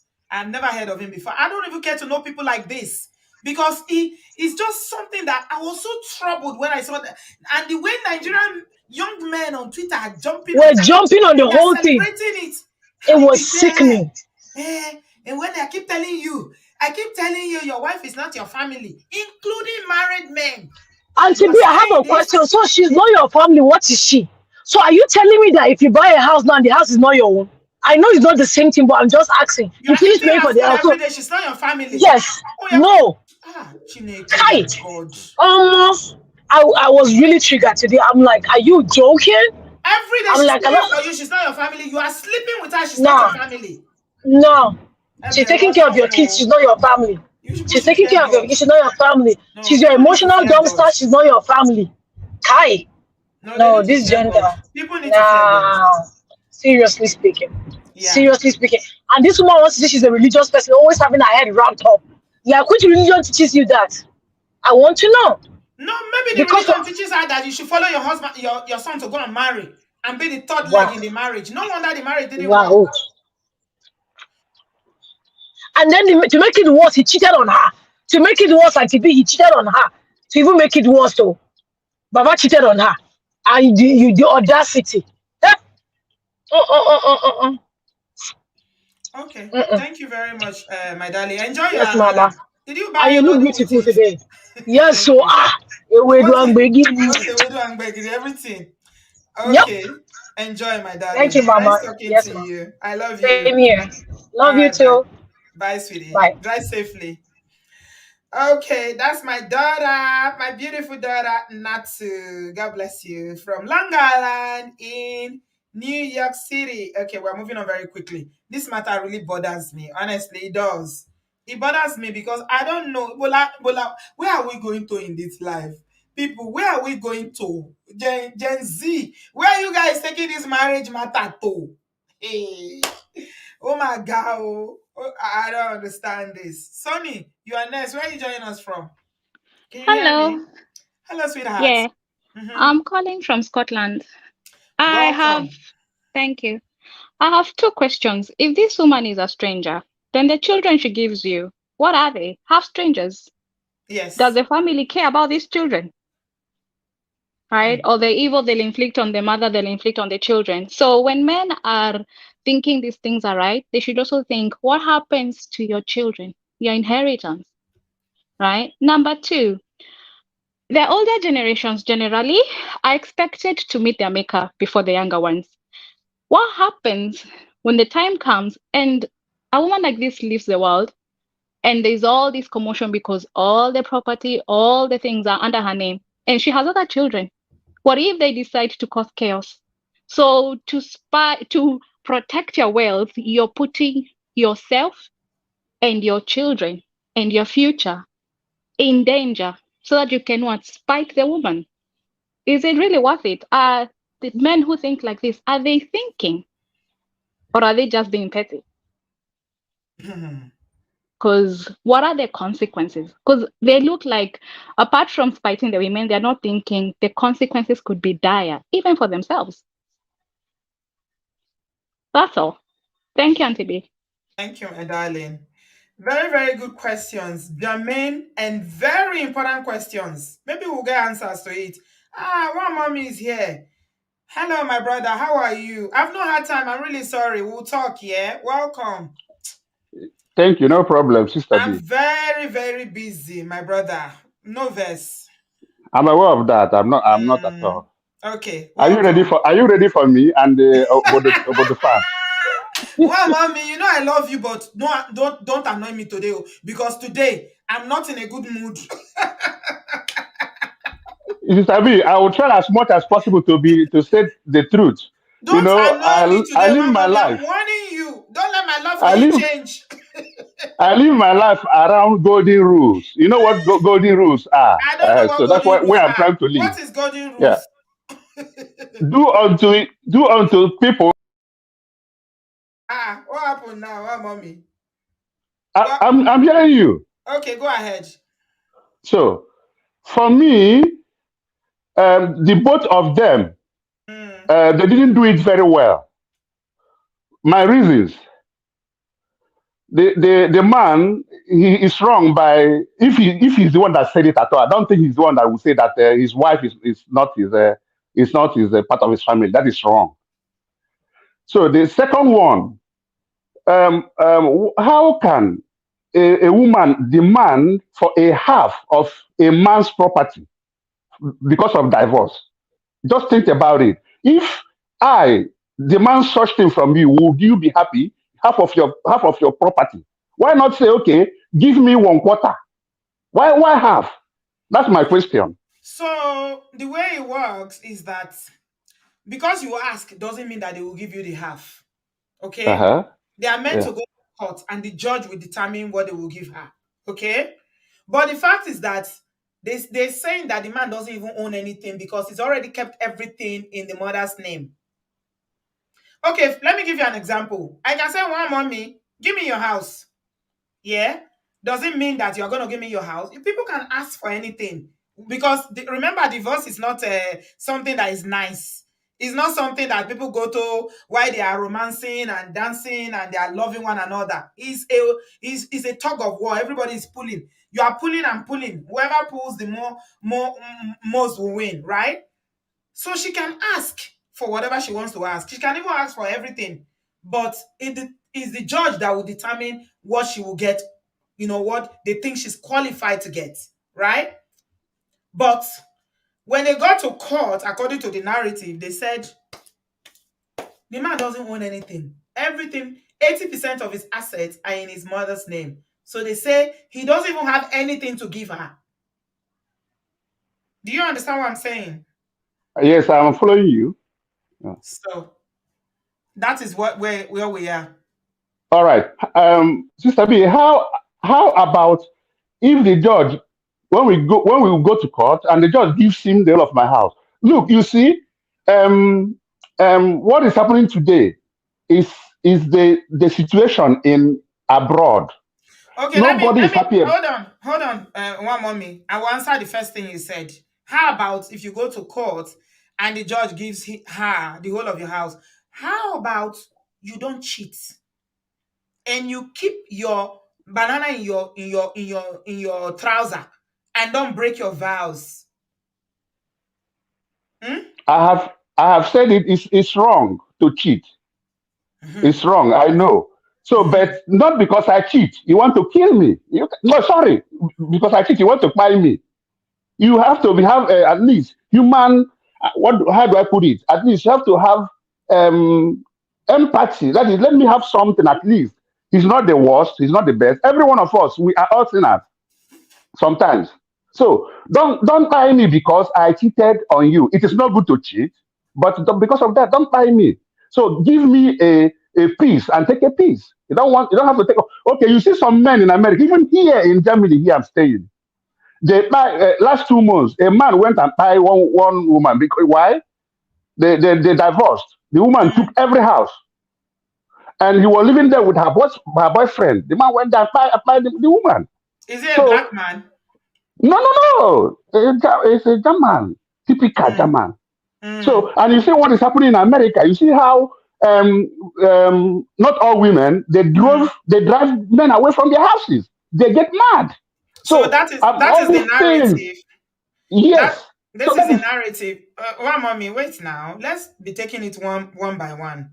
Anyone you say, you allow me to respond. Okay. all So right. the narrative is that women in America are driving their husbands away from the house, right?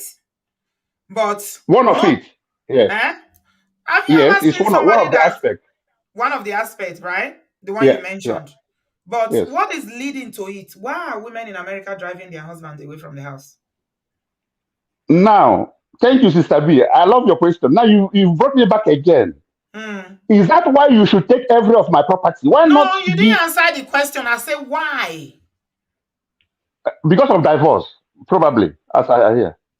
Because of Divorce. divorce, right? Yes, they will take everything. They kick the man out.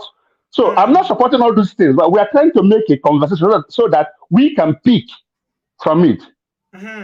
And again, this thing that happened today that came out has been happening time immemorial, but nobody Hmm. says it Hmm. because if you go and marry, the woman, some women would like to face their family, to give everything to their family. Some men would also like, no, I will give everything to my family. It has been happening.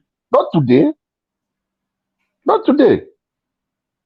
Some wives will stay with their husband.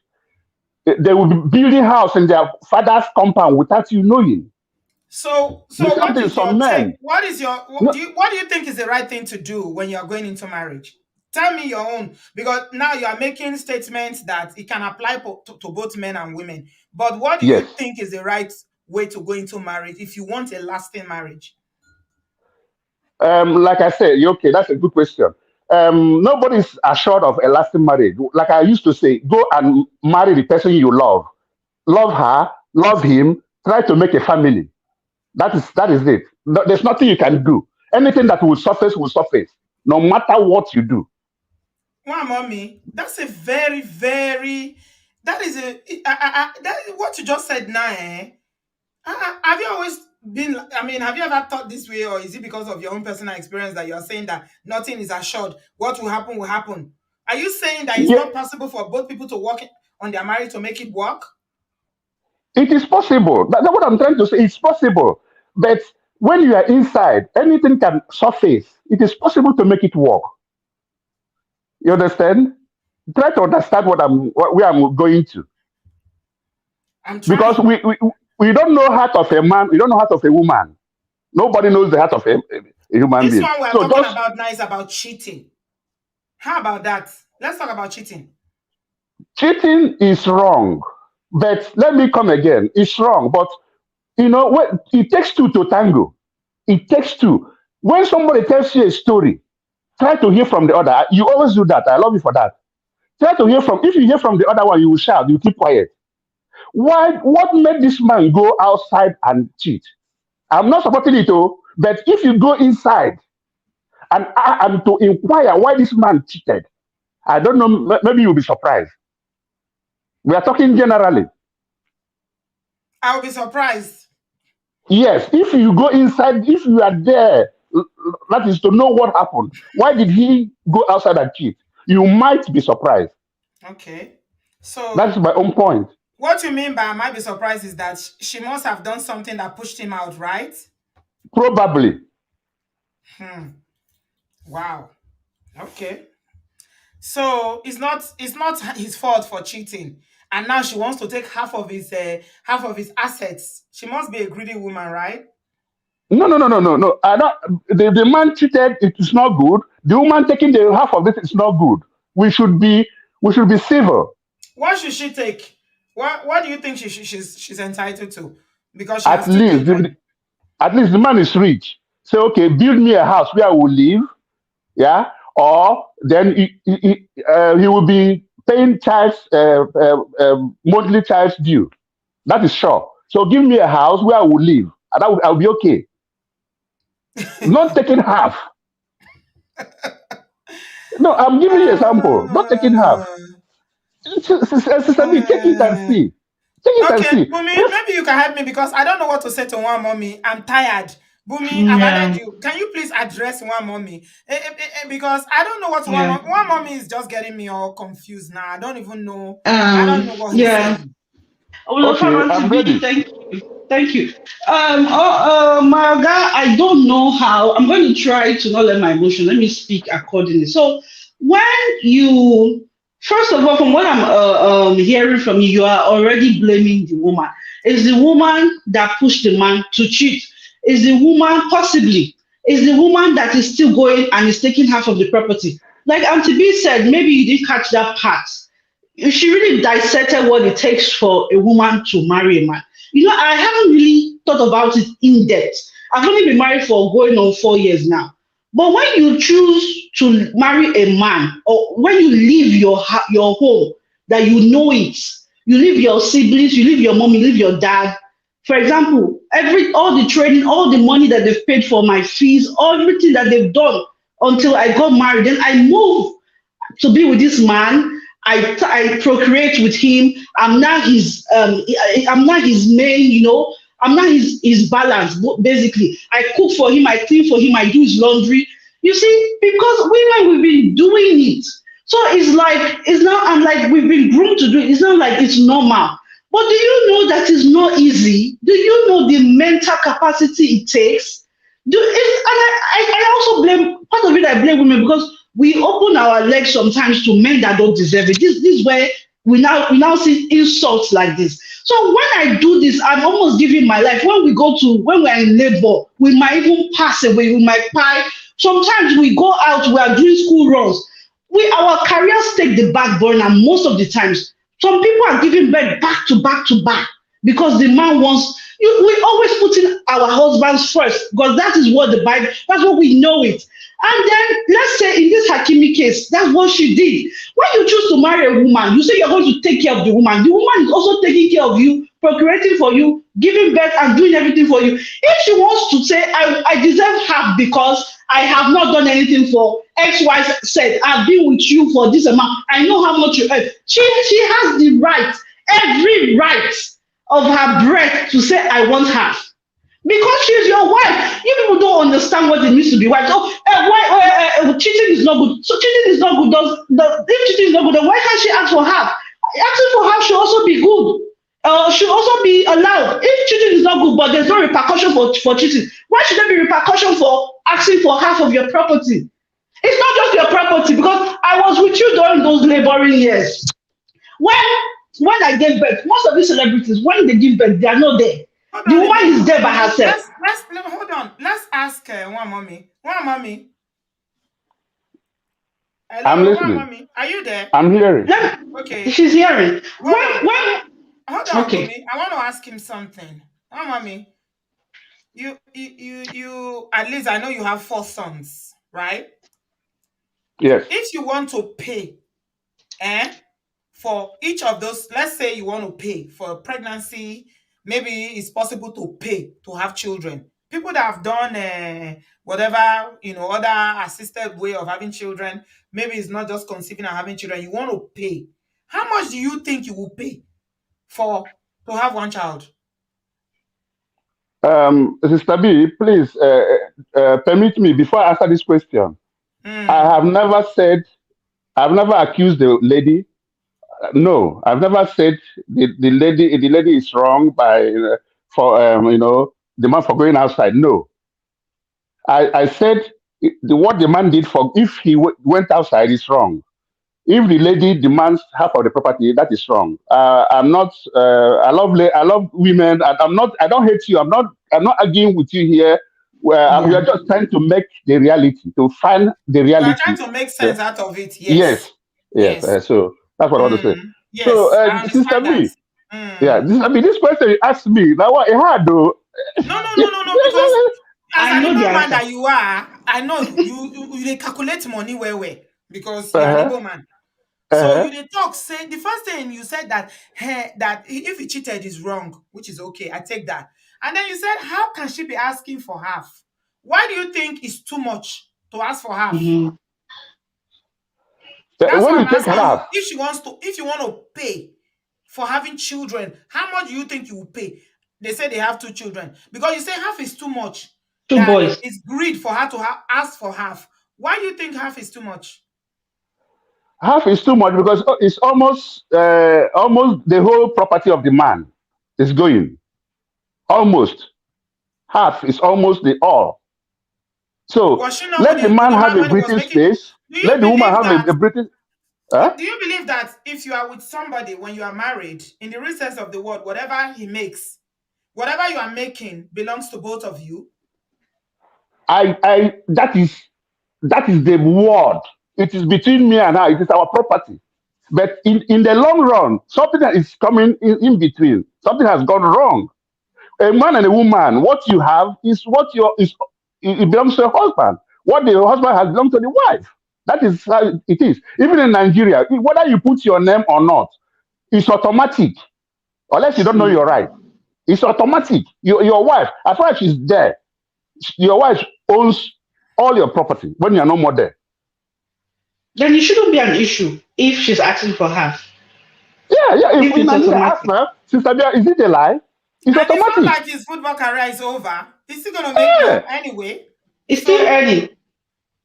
Bill Gates gave half to his wife, so is he not still alive? Is he not still making money? So what it is the girl that give, But let the man give by himself.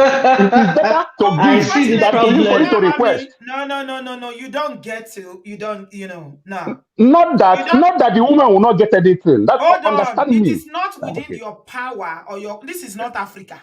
Okay. Okay. It is the man. You are not in a position to determine what you will give. It is the law of the land where you live that will determine what you will give.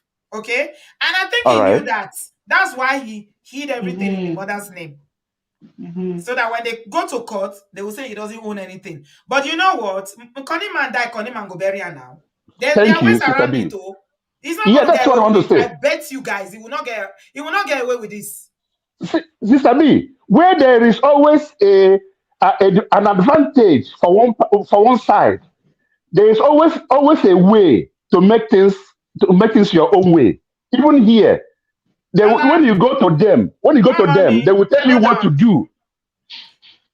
I- Lola, I- what you want to contribute something? One mommy. One mommy. I'm here until you said I should go. I'm here. Oh. I'm I'm not not going working to tell you today. to go, but you are doing my head Uh, in. Seriously. Lola, okay. welcome. Where are you joining us from? Um, Kent, UK. Good evening, Obodo Farm. Good evening, Auntie B. Welcome. Um, Thank you. What do you have to say, please? okay, so I think we should. I'm not gonna. My contribution is not gonna focus on the footballer guy Hakimi. I actually don't even know much about him. I was actually asking my husband, "Who is this person?" Then he quickly gave me the lowdown. I just want us to talk to ourselves as women. I believe he's not the only one, or that family is not the only one going through a similar situation as it is. I've been following you for quite a long time. And if we are really trying to preach woman or women empowerment on here, or equality and all that, I think we need to start taking responsibility again as women. Now, marriage, I'm a Christian. I had believe in, what God is saying, one man, one woman, submit, love, and all that. But also, I know that we are evolving as human. The society also is changing. And that's why in England, where I live, there are rules concerning this marriage thing. When you divorce, is half. Even if it's the woman that has everything and the man is dependent while in the marriage, they would give half of the property of the woman to the man. Absolutely. Now, yeah. Now, what bothers me now is why money is an issue in marriages. Like, I'll always ask anybody, this man you're dating or this woman you're dating, if they say that when you leave this person today, you're not going to be allowed to take one penny, you're not going to be given anything before you go into the marriage, would you still go ahead and marry the person? That should be your test of if you actually are you're going into this marriage for love or for whatever or for economic reasons. As much as what I feel like what this guy has done is wrong, I also feel there's a side because I like to balance arguments. What I feel he's worried about is trying to protect his assets. Even though I don't support it, marriage is a risk. It's like you're starting a business, you're going into a business. It could fail, it could succeed. However, let us understand the driver of people's action. Hiding your money or assets in your mother's property, that means that you don't want that thing taken away from you, especially in a marital situation. And again, in the law of the land, that they would give half of it to the woman. So you're So, worried about security. That's the concern here. And right. somebody was writing on the comment section that the guy married the lady at 22. The lady is now the guy is 24. The lady is 36. That's like 12 years of That's age difference. irrelevant. That's not relevant. No. That's my point on the age. The relevance here is this is a guy that is still young, experience wise. Would you feel the same 22. way? No. So why are I'm you not even. saying that he was trying to secure his properties? That's why he hid them in his mother's name. I'm saying that we need to understand the thought for doing that. I'm not validating that what he's done is right, but we need to put everything into perspective. Somebody getting married at 22, even the 22-year-old lady that got married, or so anybody that got married at 22 here, they will tell you that if they had known better, probably they wouldn't have made the decision at that Did they time. force him to marry? Did anybody force him to marry? No, you still don't get it, Auntie. We are using his case study kind of to look at everyone's situation. No, I don't get it, because you are trying to make a case for why he acted the way he acted, and you are bringing the age to say that he acted this way to protect himself because he was very young, and that he was younger than immature, inexperienced. Yes, he's younger than the woman. Yeah. That's why he did it. No, because he's younger than the woman. I'm still trying to paint a picture here that this is a 22, it got married at 22, inexperienced. Some guys don't even have girlfriends at that age. Mm-hmm. My point is, if he made that decision at that time, it was probably not totally okay emotionally to decide. He must have done it, based on what he was feeling at that time. But maybe he was surrounded by people that told him, look, this may not work down the line. The age gap is not the issue. Don't take it to that direction. People can marry from any age. But I'm talking about a state of maturity when he made the choice. It could have even been the mother that would say, look, you may feel 2-3 years down the line you've made the wrong choice. How do we let's just face the fact. Like I said, I'm a Christian and I even counsel people for marriage. This is not saying I have all the knowledge. I believe what the Bible says and what is true. But let's kind of balance the argument. Anybody that has I don't understand the balance of the argument that you're talking about. I'm just trying to say why people do things. When you understand the rationale behind why people, I don't know how to explain this. But we don't know why he did it, though. We don't know. Yeah, everybody's trying to make. We're all trying to make speculations here. Yes. However, why do you think men are hailing what is happening here? Because they feel like, half of the time, I've heard someone tell me that he refused to buy a property in the UK and went to buy property in Nigeria because he's afraid that they would take the property away from him. And I said to him, even before getting into the marriage, you're sabotaging this relationship. He hasn't even started. Because they told you that the law of this land would favor the woman. Now you're shying away from buying a property. You're renting a house. You went to buy a property in Nigeria because the law of Nigeria will not allow that to happen to you. We are talking about the mindset, the way that this man has been indoctrinated, what they are afraid of. That's my point here. Now, until we start to address that, this will continue to happen. I am not supporting anything. I'm just saying there's a reason why it's just like mother-in-law versus daughter-in-law situation. Yeah, but the thing is that he didn't need to marry, though. He was 22 years old. He didn't need to marry. Of course, that's why people. That's what I'm saying. People are validating it on social media now. Nigerian. I don't support that. I am just talking about where we. Lola, calm down. Yeah, just relax. Sorry, I can be a passionate speaker. Yeah. Okay. Nigerian young men are jumping on it now, celebrating him, and they are comparing it to why, and they are saying that this is why they've been saying that your wife is not your family. That's the wrong narrative or interpretation of the whole thing. They shouldn't be saying since that. You are looking at it from every angle, you need to look at that, because this is what they are saying. Forget about the money aspect. So it's important. He hid his asset, right? People have different ways of hiding money. And again, we need to bear in mind, like the previous caller said, it is not only women that take a woman's money. I know women in America that have lost their 401k, or what do you call that? Exactly, money. Because of the man, yeah. That the man is now going to take their pension because they earn more after divorce. Those stories never get told. Exactly. Right? But because this guy has money now, he's a millionaire because he's a footballer. He has a lot of money. So all of a sudden, the story is very, very sensational. It's interesting. And Nigerian men, because most of them don't even have that kind of money anyway, they don't have that. It's the kind of money they dream of. They may never have it for the rest of their life. But bringing it back home now, Nigerian men are saying, some Nigerian young men are saying on Twitter, and women as well supporting it, that your wife is not your family. It's wrong. It's wrong. Where do we go from there? I don't know It where we go is from wrong. here. It is wrong. But my point here is that the world is changing, so people are changing. Let me just, my own point, let's summarize it. As women, we need to just talk to each other.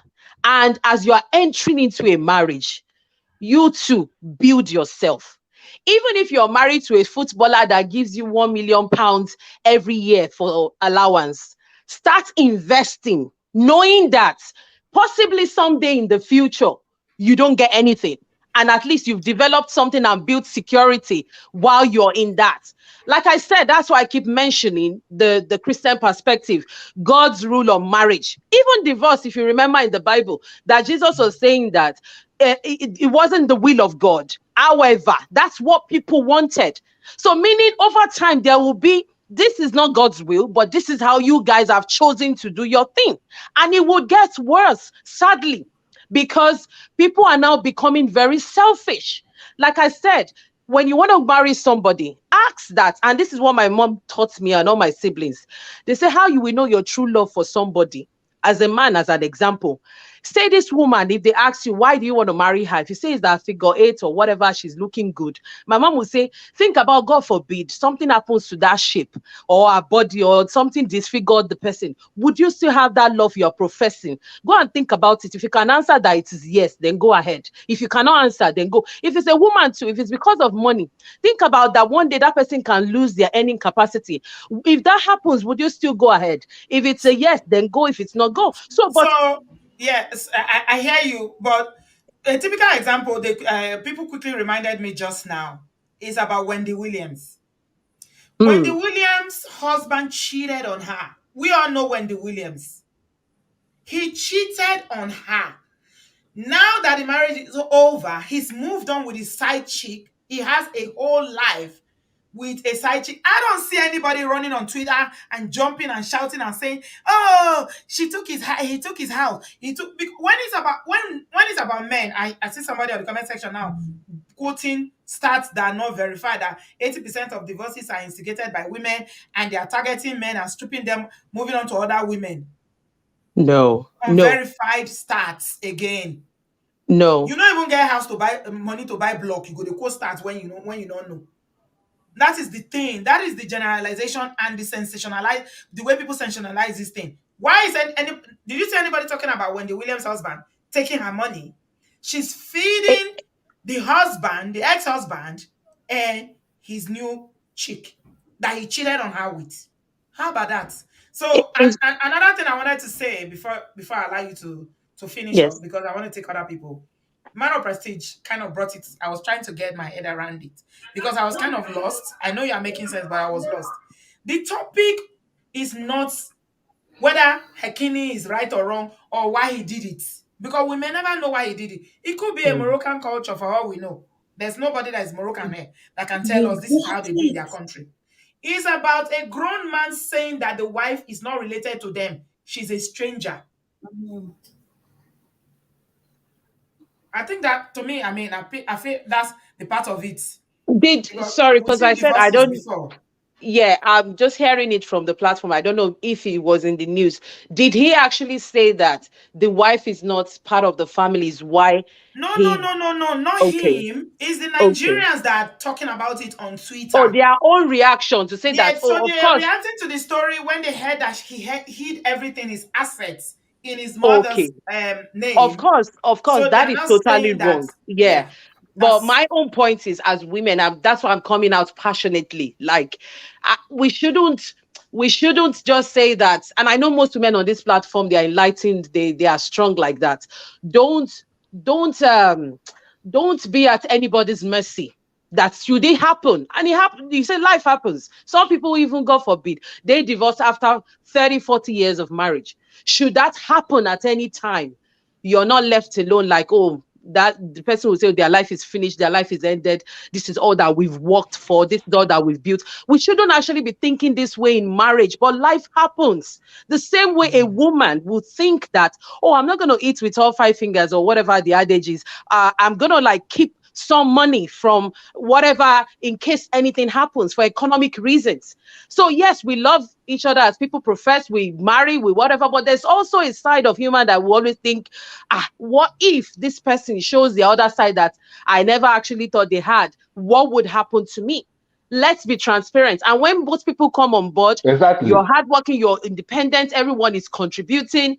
And because, for example, people relocating from Nigeria to the Western world now, some of them are having serious challenges in their marriages. Again, because of cultural differences. Here, you see some people divorcing each other or separating, going to claim single women benefits because some people will be quick again to judge them that, when you were in Nigeria, you didn't do that. But now that they are in a place that is power, they feel like this man that will have to beg him to even give me money for allowance or anything. But here, the government will support. Are we saying that it's right for any woman to claim a benefit here because of that reason? No. However, the land and the systems, support and provide support. So as long as we're working towards balance and unity, then some of these issues, but you can't always predict people's mind, like the woman when she married. Do you know that probably, I'm not saying she married him because of the money, but do you know that one of the reasons could be that, well, if he doesn't work tomorrow, I'll leave him and then I'll be entitled to whatever, he has or what. So everyone should do what is right. And my point is, Auntie B, God bless you, my sister. Thank you. Thank for you, women to Lola. be empowered Yeah. and not rely on Yeah. anybody's wealth, just in Yeah. case they do the what they are not meant to be doing in the future. Thank you for Right. giving me the opportunity. Yeah. Thank you. I appreciate your contribution. I usually like people to know what we're talking about before they jump into the studio, because it can be a bit, it's distracting when you don't get the full picture of the discussion and you're trying to contribute based on one tiny bit of it that you heard. You need to know what we're talking about. Otherwise, you'll just be, going round and round and round, about it. I feel that's what happened with Lola. Maybe that's why I didn't understand, because I felt like she was not, the topic was, she didn't understand, or maybe she didn't get the full picture. But anyway, she's made her point, and that's okay. We're done 2 hours. Okay, we're going to round up now. Paz. Hello. Hi, can you hear me? Yes, I can hear you. Where are you joining us from? I'm from Sweden. I'm your silent watcher. Right. Okay. You are not silent today. What do you have to say? No. First of all, I just wanted to say Hakimi is a footballer. He played the last World Cup. They made history with Morocco. So I feel like that celebrity status alone already, I don't believe is only one time cheating that he did. He's probably been doing it all this time, and maybe the lady just got tired, especially after his celebrity status just hiked after the World Cup. So that's one. And then the second angle that I recently had this experience with my 2 Arab friends, just people that I know. They're not close friends, but yeah, they're my acquaintances. So this Arab man, he's from Iraq. His mom has been sick with cancer. And because of that, he's been traveling to Iraq and paying, the medical bills or whatever. And it's been expensive for him, and to the point that he's in debt. So and this is because whenever he leaves, he just leaves the country. He leaves his wife, he leaves his children. And of course, because of this, he doesn't work. So he's in really deep financial problems.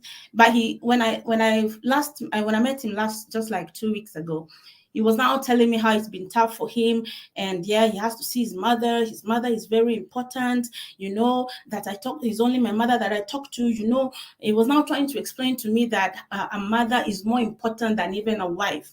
I didn't express my what I believe in. I just, I was just there kind of trying to encourage him, like, don't worry, everything will be fine. But he was really trying to prove to me that, oh, the love between a mother and the child, it's first. That's number one. Nothing else nothing else matters. He was just basically saying, no, the mother is important. I don't care about my children. I don't care about my wife, my mom. If something happens to my mom. So are you trying to say this might be a cultural thing for them? Yes, and that's just one of the people I know. There's another one from Lebanon. So it will be as if you think it's an Arabic thing for them to be I very, don't know very, if it's Arabic, maybe because they have polygamy there. Is that why their mothers are more important? Yeah, so it's like they kind of have this thing about the mother being number one, that, oh, my mother carried me for 9 months, my mother this, my mother that. So you now kind of get the feeling like, oh, the way they put their mother is not the way we put our own mothers, or it's not our culture. So whether it's culture thing, because these are two people, one from Lebanon and one from Iraq. Mm-hmm. So that's just like an angle I thought like it should maybe people don't even understand, because probably the goalkeeper, this Hakimi, he probably did not do it. He probably did not hide his asset. It's just more like, this is, it's my mother. It's my mother gets everything. It's just a motherly thing that they do, that they don't see anything wrong with it. Because even in the World Cup, the picture that you showed, the picture that is being seen with his mother, it was like a big deal. By the time it happened, he runs to the mother. The mother thing is just is big for them. It's quite serious for them. So that's just one angle I was looking at. Like, if I was to consider the Lebanese and the Iraqi, they both have this motherly thing. And I don't know if it's a Muslim thing, because the Lebanese is actually an Orthodox Christian in Lebanon. So, but they carry this mother thing. So just by the way. But now my own. Okay, you still have more to say? I need to go. We can finish. We can. I mean, it doesn't really matter. Yeah. So all right. Thank you, my darling. I appreciate you giving us that, background. But unfortunately, because of time, 2.5 hours almost. Thank you, Paz. I appreciate you. We still have one mommy. Do you have anything else to add? No, I don't have anything more. Okay. Only that you always say my mind. You've said this that I just said in a bit. Thank you very much for what you're doing. One mommy, wait. Oh, you want to fire me? I'm ready. I won't greet you. I'm ready for you. I'm always ready. No. I really understand you today. You've spoken well. Okay. So thank you. Yes. Just finish your thoughts. He's spoken well. Dio, you don't put spoon for pockets. How is he spoken well? What did he say that he spoke well? So Dio, no, because I will tell you why. Continue, No. Auntie B, I'll tell you why. When one mommy they talk, a lot of the points I agreed with. If sometimes I feel maybe you even read my comment earlier. Because if you go back to the comment, I talked about the golden rule. That was the first 2-3 comments I made on this platform. He's always contradicting himself. Yeah, but though he contradicts himself, hold on now, TV. Let mommy get a nice day today. Let me the defender for you. All the ladies defend because I always defend the one mommy. Today now they say Auntie B, you see, one mommy don't show himself. You're always shielding him. You're always defending him. One mommy they show himself every day. Sister B, that is why some of them hate me. I will say it how it is. No, they don't hate you. Nobody hates you. They don't hate you. Okay. They know you more. And all right. The Bible says that out of the abundance of the heart, the mouth speaks. The mouth speaks. When you speak, they give them more insight about you, your personality. All right, thank you very much. And your views. They don't hate you. Nobody hates you. Actually, if I stick by the topic of today, I want to go with the fact that, number one, it is absolutely very wrong in all platforms or in every way around for somebody to say that your partner is not part of your family. In fact, I don't really understand if people understand how human race was created.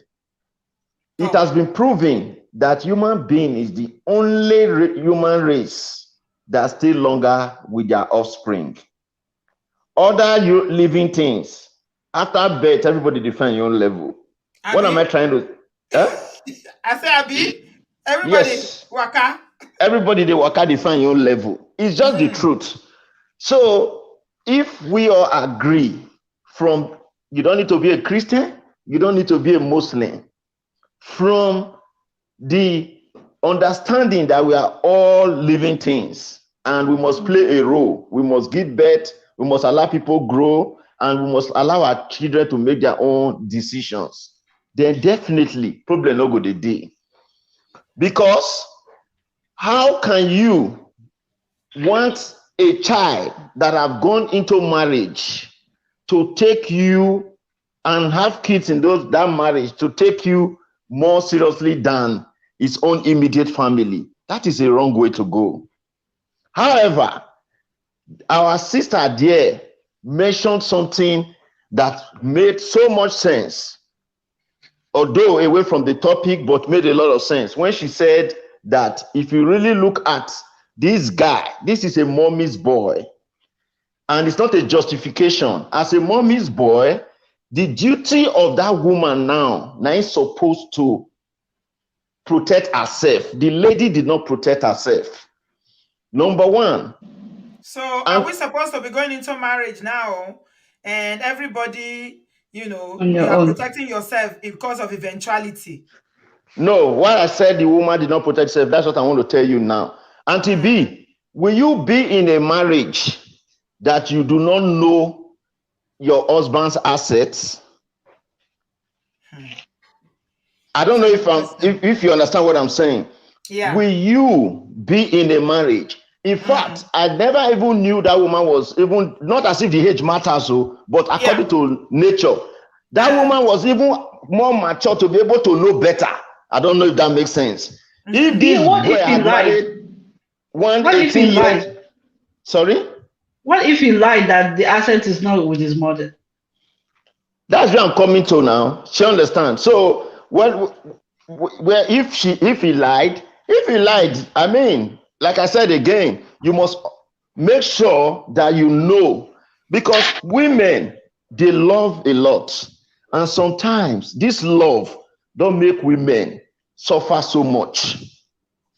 Do you understand? So it is the onus of the lady too in a marriage. Then two, the boy went the wrong way because he himself never know better. Not a justification.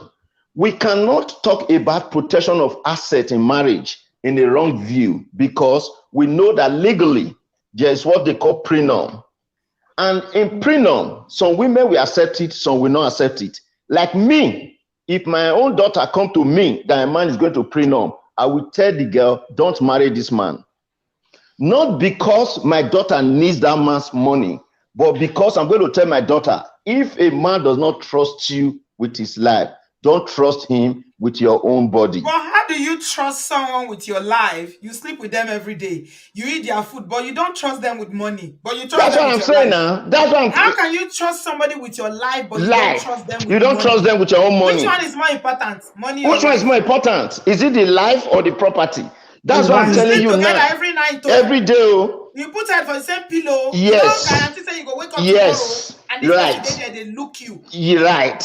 And you don't trust them. You don't trust them. So that is my point here. That's what I'm trying to tell you now, that if my own daughter come, say a man want to take her to sign prenup, not because I care about the man's dirty property or billion good property, but because I know that I will not support my own daughter to marry a man that don't even trust her in the first place. That, am I right to conclude that you two will not ask a woman to do prenup with you?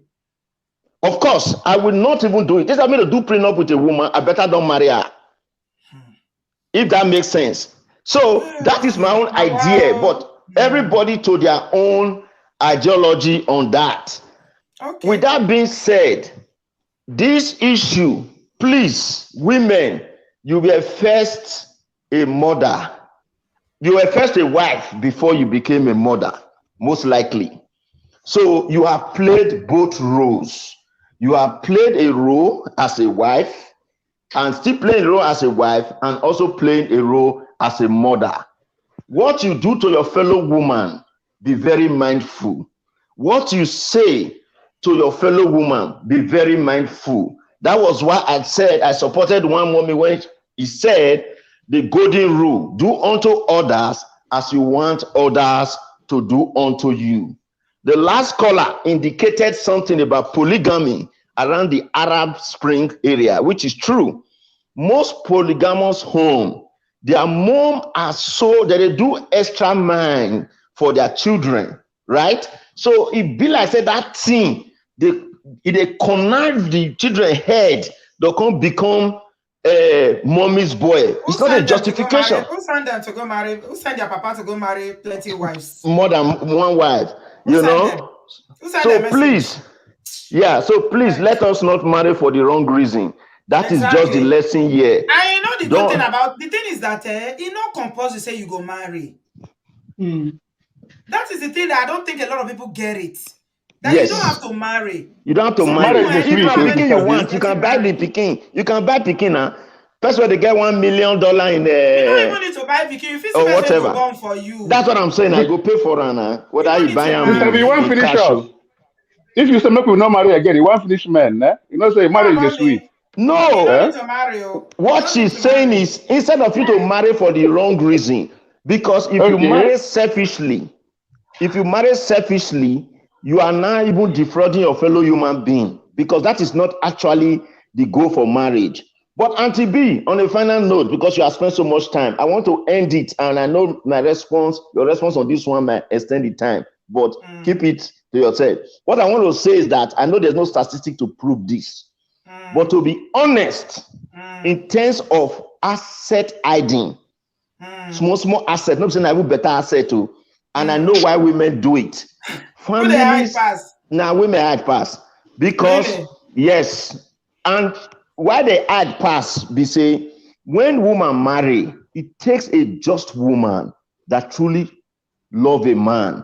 Number one thing when they always hear from a family or a family, I mean to say, now say, all these men. I'm not talking of abroad though, because for abroad, women know that if the property is here, everything go, you know, God forbid, if anything happen, there will be justice.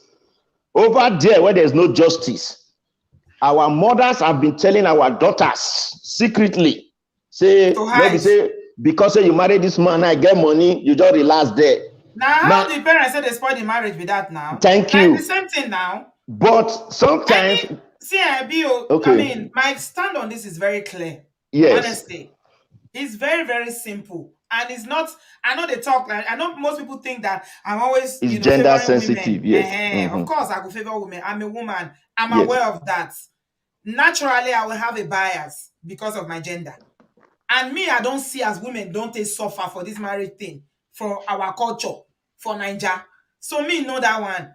But again, any mama when go they advise his daughter, say me they hide from your husband. He won't destroy the marriage. He not be better mama. He not be better mama.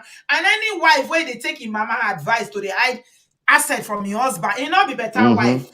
Yes. They are doing the wrong thing. Are the same thing. Absolutely. It's not right. Thank you, Sister P. That's the word. Of course. Absolutely. If we don't say we want marry, make we marry. If we don't want marry, make we know they stay where you dey. Make we know they play with this thing because see, I don't know what the next generation will be for this marriage. Go think. Auntie B, no marry. Auntie B, how can a girl from America file visa for a man you want to marry? See the risk you took. You are going to live with that man. As the man visa is processing to come, you are taking the advice of your family here that the house you bought, you have to shift it to your father's name. Are you listening? Then you, when your husband come, 12 now go rent one room. Mona stay there. The man will not know. Say now you get this house. You're gonna pay the mortgage. I told the person, I said, if you can take a risk to go and marry a man in Nigeria and fight for that man, and you are hiding a house that you are still paying mortgage. You be no be juju be that. Which is more important, the house or your life? If you didn't trust him, why go to marry somebody? Thank you. It's poverty mentality is wrong. Yes. It's completely wrong. So that's my stand on it. It's simple. I don't believe in all those nonsense. If you want marry, you marry. If you don't want marry, I beg no marry. No do the wrong thing because say you want. Okay, everybody thought say women make your money. Women make your money. Yeah, it's good for women to make their money. You know, tell men too to carry pregnancy. No, I want to ask this because it's okay for us to, as women, to say, okay, women, make your own money. But we go tell men to carry pregnancy. The reason why I'm asking is because if you've carried pregnancy and you've nurtured children before, you gonna know what it takes. It not only affect your body, it not affect your mind, your brain, it affects your career. Yes. The minimum you the minimum to raise one child, that is the barest minimum before you go even say that the child should start going to nursery school, is a 3 or 4 years for one child. Talk about the pregnancy. The first year, forget about it. Which work you want to do? If you think about the nursery, the money when you go pay for daycare, say, or what they call them, childminder, you go rather sit down for house. Sit down for house. All this takes a toll on a woman's career. So when they talk, say, "Ma'am, now my money, I go." They look men, they talk, say, "Oh, but the pikin na your name is the beer, but the money na your money, abi. You know be our money." I beg, make they put this thing for table. If you want to analyze, I don't want to analyze them well. Make everybody know what they do. Now our money, Sister B. Our money. Evil mothers, leave your children alone, please. Let them live their life. Please. So I put my career for hold 10 years because I raise children. Yeah. Of course, your career, you don't go past me now. Maybe you don't go school. At their house, our children, when they bear your name, but I have to put, because somebody's got to do it. Because we are building a life together. 10 years, I put my career on hold. They carry belly, they born, they do nursery run, they wipe running noses and everything. Then tomorrow you will tell me, say, now your money. Say, why I go to demand half of the money because now your money? Okay, come pay me now for that 10 years. When me tell the man doesn't mean she's going to get half now. It's for the court to decide.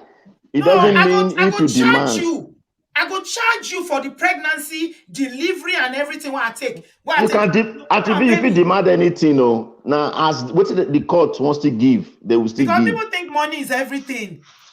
Money is everything. Some women will have one child. They will suffer from postpartum depression for years. They don't go recover for this obodooyinbo. Only postpartum. Do you know what it means? I know somebody. People just put everything about marriage, saying money. Which money? What be money? No. Auntie B, why they are saying that is because there's still also women there that are actually gold diggers. That who came into marriage to there are people that are gold diggers, B.O. It's not only women. Not only women, both men. Yes, now people men and women. People. Both way. Yeah, there are people that are there. Thanks for that correction. There are people that are actually gold diggers. They come in to target your assets.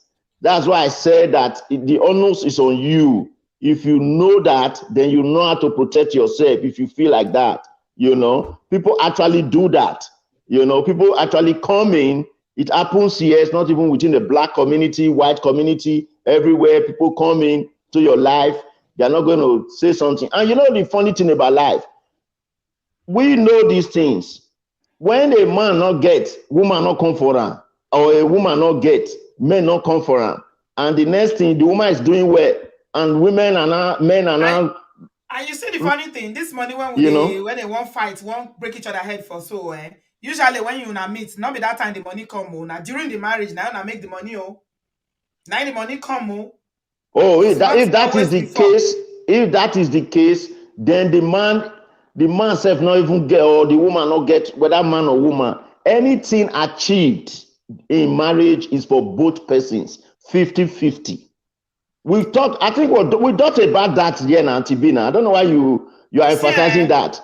Yeah, so that's why, the issue of the money aspect, I wasn't talking about it too much. Yeah. I was more concerned about the Nigerian young men that are saying, some of them on Twitter that were saying that your wife is not your family.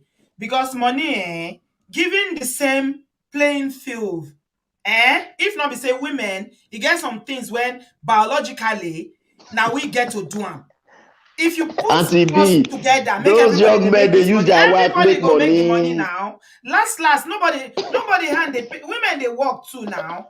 Women Auntie B, last, those Nigerian guys saw you their address, so that they use their wife to do money. There's nothing to do ritual. Forget that thing. Those one I know even my sister tell me say for Nigeria, the time they say money no day. Everybody they cry say hey, they don't see money collect. Even people when they don't get money.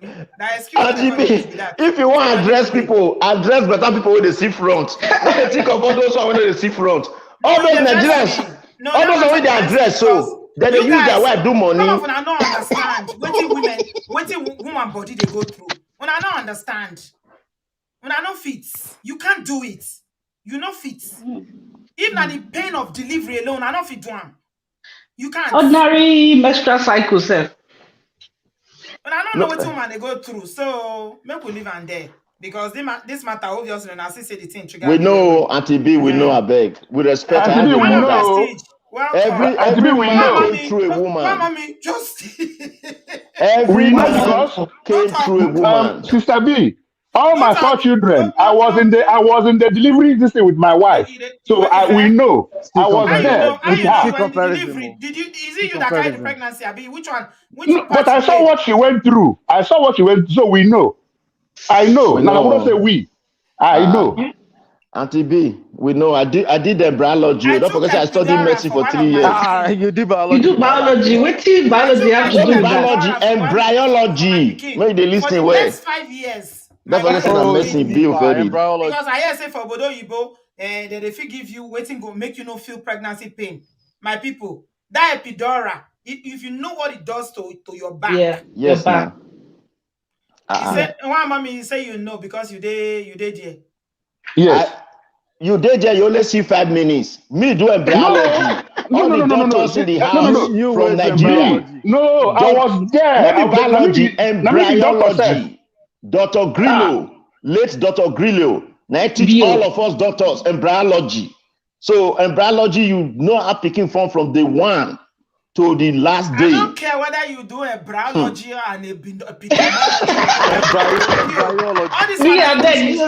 go sit down. Go sit down. So Auntie B, you don't care whether I do biology. Whatever you do, until you carry pregnancy, you don't know what you mean.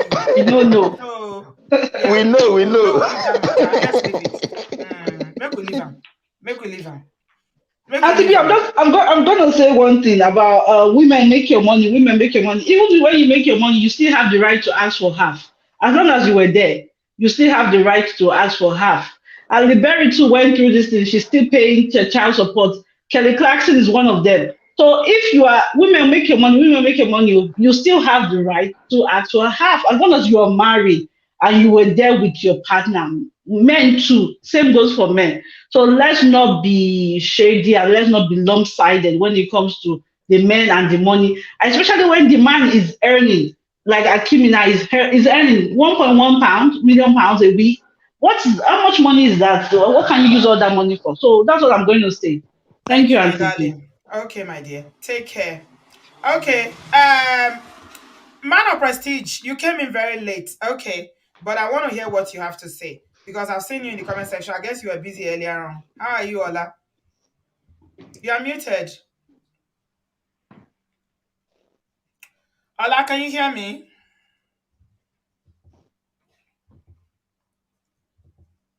You are muted, oh. Ola, are you there? Ola, are you there? I know. Can you hear me? Ola is there. Yeah, go ahead. We can hear you now. Okay. Yeah. Please give us a thumbs up, guys. Give us a thumbs up. See, women, you know Adewale, they tell us one thing here all the time. That the best, the most precious thing in your life that you can give to him, to someone is the gift of your womb. Make una choose who now they give una womb to. Best way you go give your womb to where you go carry children for, born children where they bear in name. And they treat you like this. They tell you, say, you be stranger. You guys should consider it very well, oh. Because this womb there, it's not an easy thing to give away. It's not. Honestly. Yeah. You they talk about CS. Auntie B, can you hear me? You know, yes, hold on, Ola. Just 1 second. Your audio Okay, is just not making very sure. good. All right. You're very far. Yes. What's happening? Are you driving? I'm very far. Right? How about right now? How about right now? Okay. It's not okay. Maybe you are not at home. You don't see Yeah. where you go born picking. You go born picking. They need to stitch you because and our babies as black mothers. I don't know about you guys, but my babies are always big. Do you know that now on top of all the wahala where you don't do before, where be say your if they want to describe and they say one leg they this life, one leg they you don't know whether you go make them. Then they'll come stitch you again. When you come out from hospital, now you can't deal with that one again. You go the breastfeed on top, you know go sleep for the first 3 months. Where you want sleep? Those babies for night they know they sleep. You go see them sleep for afternoon for night. They go open their eye, they look like Ojuju Calabar. They will call they cry. When you just try to sleep, they will start to cry. I say, wait till be this.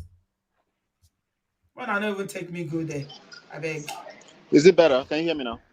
Yeah, welcome, Ola. So sorry, you're right. I'm not home. I'm actually in New York City. So yes, sorry. I'll be very short. Okay, all right. Give us what you have to say very quickly so we can end. It's very easy. It's very easy. We have to be careful with this equality, balance, equality, common sense type of rhetoric when we're talking about marriage. When you're talking about marriage, there will always be some. If you're not coming into it to come and give and just worry about giving, there will always be time that you feel like you're giving too much and the other person is not reciprocating. And it even gets worse if you end up in the court. Here's what I'm going to advise all the gentlemen. If you know your mother is your number one, stay away from marriage. And by the way, stay away from having children too, because they will drag you with the inside of child support court too. Simple. It's better just stay away from those things, because that equality game you are playing. See, it's easy for women to run around and say equality, that's fine. But when it comes to real life, if you go as a man into this equation and go and play equality, or you buy into it, you don't realize that you're a leader, you will collect. There's no way around it. It's just better you stay. And then if this guy, we're not talking about Hakimi today. It's not about Hakimi. It's about how everybody was responding on Twitter. Exactly. What's our business with him? He has a lot of money. Well, I mean, even if whatever he does, who cares? I don't watch soccer like that. I don't know where, but I saw the response of everybody on Twitter, and it was basically indicative of exactly where marriage is today. Everybody is delusional. Everybody think they can go into marriage and be playing equality. It's you, it's my time, it's my town, it's my. That's what you're doing inside of marriage. You will collect premium. It's not. There's no way around it. If you know you can't go into a marriage to go and give, and focus on giving, just stay away from it, especially now and as we move into the future. If that sounds unfair to you, congratulations, welcome to the real world. But it's better you stay single. And don't try to have children too, because that one too is another level entirely. If you have children and you're saying you're avoiding marriage, it's even worse for you. It's because this government. Where do you think all this hate for against, especially amongst black people, where is it coming from? They go collect woto. It's incompetence, and to be. Everybody is focused on morality. Everybody is focused on morality, but we're talking about marriage, something that all of us subscribe our life to, and then we don't want to learn anything. We just want to use common sense. What of us will not get mama again? No be our wife, go be our mama. Do you go and use common sense when you go do surgery on people? Do you realize what we're talking about right now? You need to engage proper learning. We're in a different times and age. People are enlightened. Women are enlightened. Sorry, they're enlightened. There's something else that you need to learn outside of your common sense. It won't work. That's all I'm going to say. Because everybody is now playing equality. Even women are coming into this and trying to give some rhetorics about, oh yeah, we should be fair. There's no fairness in love and war. Forget it. You need to come there, know what you're looking for, and be adequate as a self, as a person. You need to keep working on yourself. If you don't do that, if you keep focusing on the other person, they will dish you. It doesn't matter if it's man or woman. Okay? They will destroy you, everything you count for. So, yeah, somebody just took a deep breath. I understand. Yeah. Exhale. Stay single. It's me. If you need, looking at you. Stay single if you need to stay single. She never want to collect woto. Marriage is not anybody's mate. There will be days you wake up, person don't even know why they are feeling the way they're feeling. and you are there playing, it is your turn to also hold me accountable to your communication. All that stuff is stupid. You need to focus on yourself and go there to give, because sometimes the other person is just not there and they're not willing to give on that day. Are you going to give up? Are you going to be running? So we're talking about this 50-50 thing at the divorce court and all this kind of stuff, right? And we're talking about everything you're going to do after the fact. We're talking about he was 19 years old and all this kind of stuff. All that stuff is irrelevant. People that are the same age, the same bracket, they go through the same issues, right? Hiding your asset away is a stupid way of protecting your assets. That's myopic thinking. That's very stupid. You don't protect asset that way. You don't protect asset by giving it to your mother. To someone else. Yeah. That's just being slow now. Come on. Yeah, anything can happen. Yes. On that one, yes. What about the people the rhetorics that you are saying about how they are saying your wife is not your family? Your wife is not your family. If you don't feel like she's your family, why would you marry that person? We will not get mama uncle. I don't ask you Auntie B. No be my wife, go be my mama. So what is your wife is not your family? This is why some women, can you hear me at all?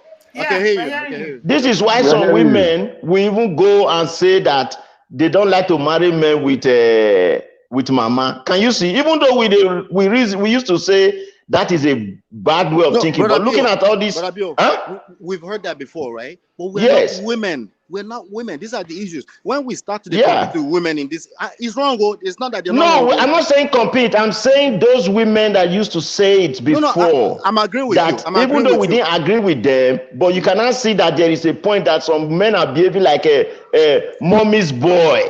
I'm agreeing with you. I just want you to see where we are right now, right? Yes. This is where we are. Women have been repeating that talking point for a while, right? Now men are getting weaker and weaker, and they are starting to say it back in weird, twisted ways. We don't do that. What we do is we remain men.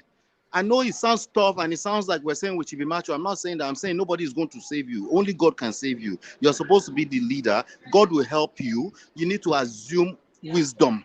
God will help you in that process. But we don't say, because women say this, we should go and say it back. No, we are doing that now, and it's just getting worse and worse and worse. You see what I'm saying? Yeah. So that's just where we are right now. And that's why I don't tolerate the idea that since women are doing this, we should do it. So no, we need to remain, gentlemen, you need to stay on your throne. Ola, I have a question for you, please, before you go. Quick, please.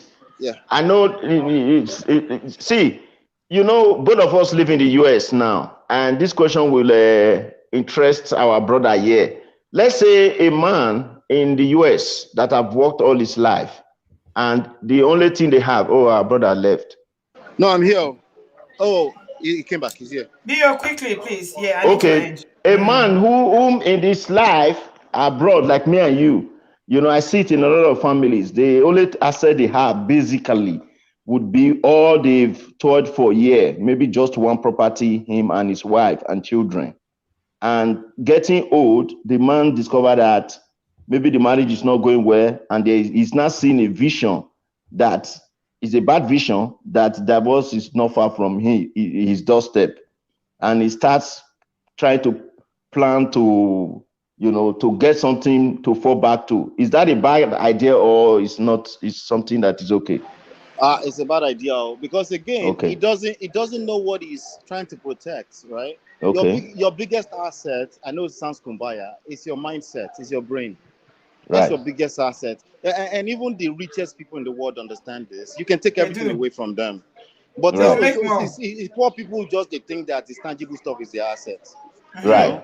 So it's can you hear that? To focus. Yes. Your biggest asset is your brain, your mindset. Yes. Yeah. Your mindset. So instead of us to focus on picking up the pieces, there's a reason why that person is still there. If they're still there, they're getting some kind of value from being in that marriage up to that point. Even though they might have in their mindset exited 5 years before, I understand that happens. But you still stay there and see what you can. You need to be focused on stuff that's not touchable, tangible, right? But because anything you're trying to hide at that point in time, if she hires a good lawyer, like Natu said earlier, you go collect woto regardless. It's too late. Instead of you to focus on the stuff that's not seen, internal stuff, working on yourself inside and out, right? Because these are the most powerful things. Because all the lame people on Twitter will always work on tangible stuff. because that's all they Right. can. They use their mouth, they use tangible. But you, the largest and the most wisest people in the world, they think beyond just tangible stuff. They don't think about, let me save this money. Let Yeah. me go and save this one somewhere. Money go disappear. Money come and go now. That Yeah. doesn't mean you shouldn't protect it. I'm just saying it's Yeah. too late at that point in time. If we're talking about your family, especially a person who is the mother of your kids, you're shooting yourself on the legs with that mindset. I totally thank you. I want to applaud you for that answer. And in support of that answer, take note, most footballers always come from poor family. So you can argue it from today till tomorrow. 99.9%, we know there's no statistic to back it. I know you don't like generalizing, but most footballers that we've seen from their history, they always more than likely come from a poor background. So thank you very much. I agree. But guess what? Most footballers are not here right now. These ones that are listening to me right now is who I'm talking to right now, right? Absolutely. Yes. Most footballers are not here. In fact, if they don't hit rock bottom, if you watch my last 2 streams, it's about rock bottoms. If they don't hit rock bottom, meaning they have to collect first before they get this. Wutu. Yeah. If they don't get it, they won't get it, you know. And to be a I hope you are going to cover this. Please try and do a stream about it. It's very, very important. I did earlier, Auntie B. I did earlier. You done it already? Minutes. There's 50 minutes Oh, up okay. there. Yeah. Okay, I'll go and watch it. Thank you so much, man of prestige. I appreciate you, Ola. Thank you very much for joining us. Bio, thank you. Thank you Finally, very I'm much. signing off now. All right. Thank you. Thank you very much. Greetings to all over the farm family. Bye-bye. Bye. Bye-bye. Thanks, everybody, for coming tonight. I hope you've learned 1 or 2 things. I mean, what can I say? Ola has just summarized it. Ola is married, and he's been married for some time, and I think he has very, very good balance and insight about marriage and relationships and healthy ways as well.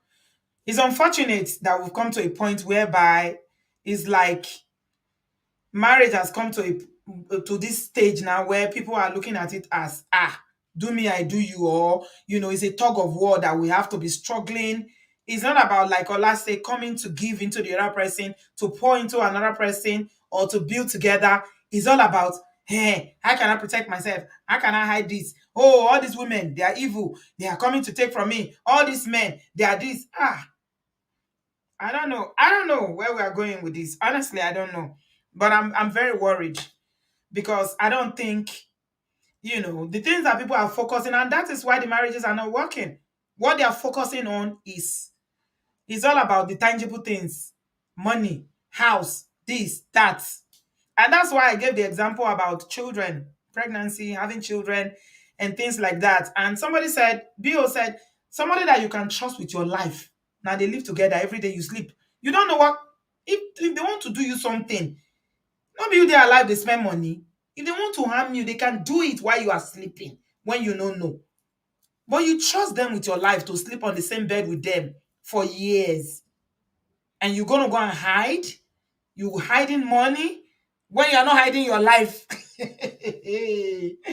Now, wow, I don't know, but I'm just going to say you need to really check where people's mindsets are in these discussions, how they think. If somebody is telling you that my mother is my life, I cannot do without my family, everything I have, my family, whether the person is male or female, they are not ready. They don't even understand what marriage is. They are not.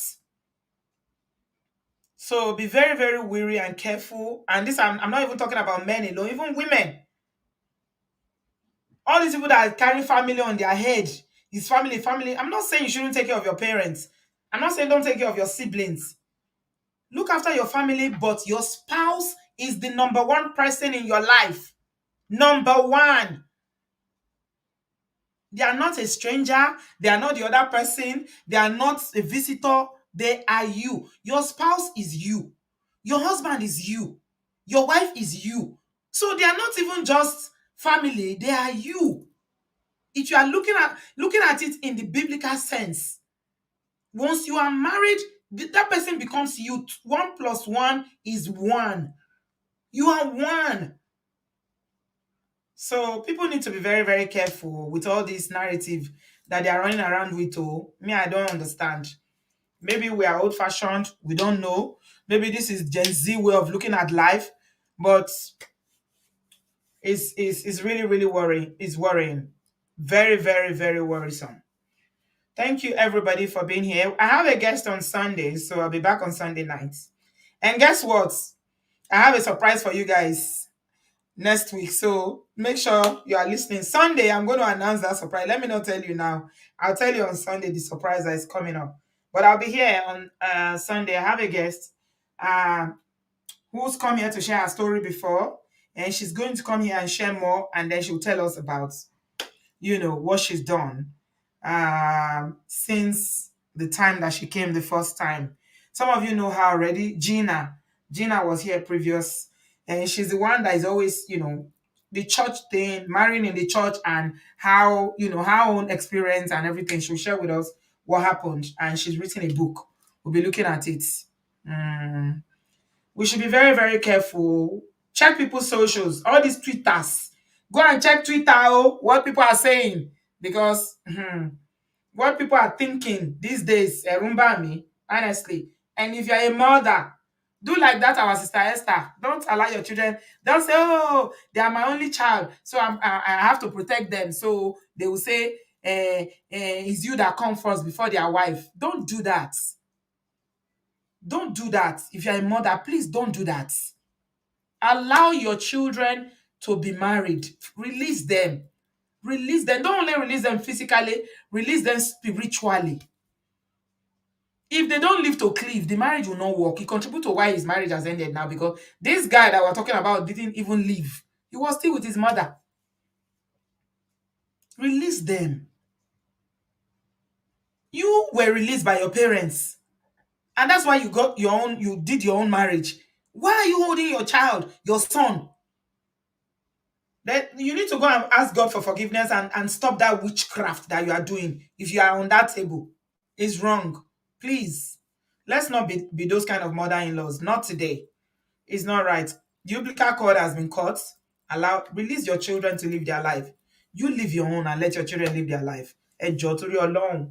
Let's not be those kind of mother-in-laws that that are doing things like that in this day and age. It's not nice. Thank you very much. I appreciate you guys. Give us a thumbs up. I'll see you on Sunday night. Thank you very much. A lot of people have not liked, so before you step out, give us a thumbs up. There was something that Pastor Kingsley said I wanted to read to you guys. Let me read it quickly before I go. Pastor Kingsley, I normally quote him here, Pastor K, is one of the Nigerian pastors on YouTube here that I follow him. He teaches quite a lot about marriage. He's a marriage counselor. He said, this is what he said on Instagram. He said, I came down from the plane back to Lagos to see this story trending.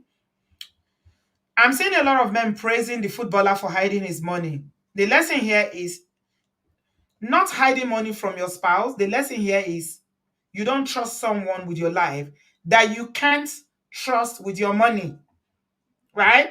So similar to what we've been saying, if you don't trust them with your money, how can you trust them with your life, right?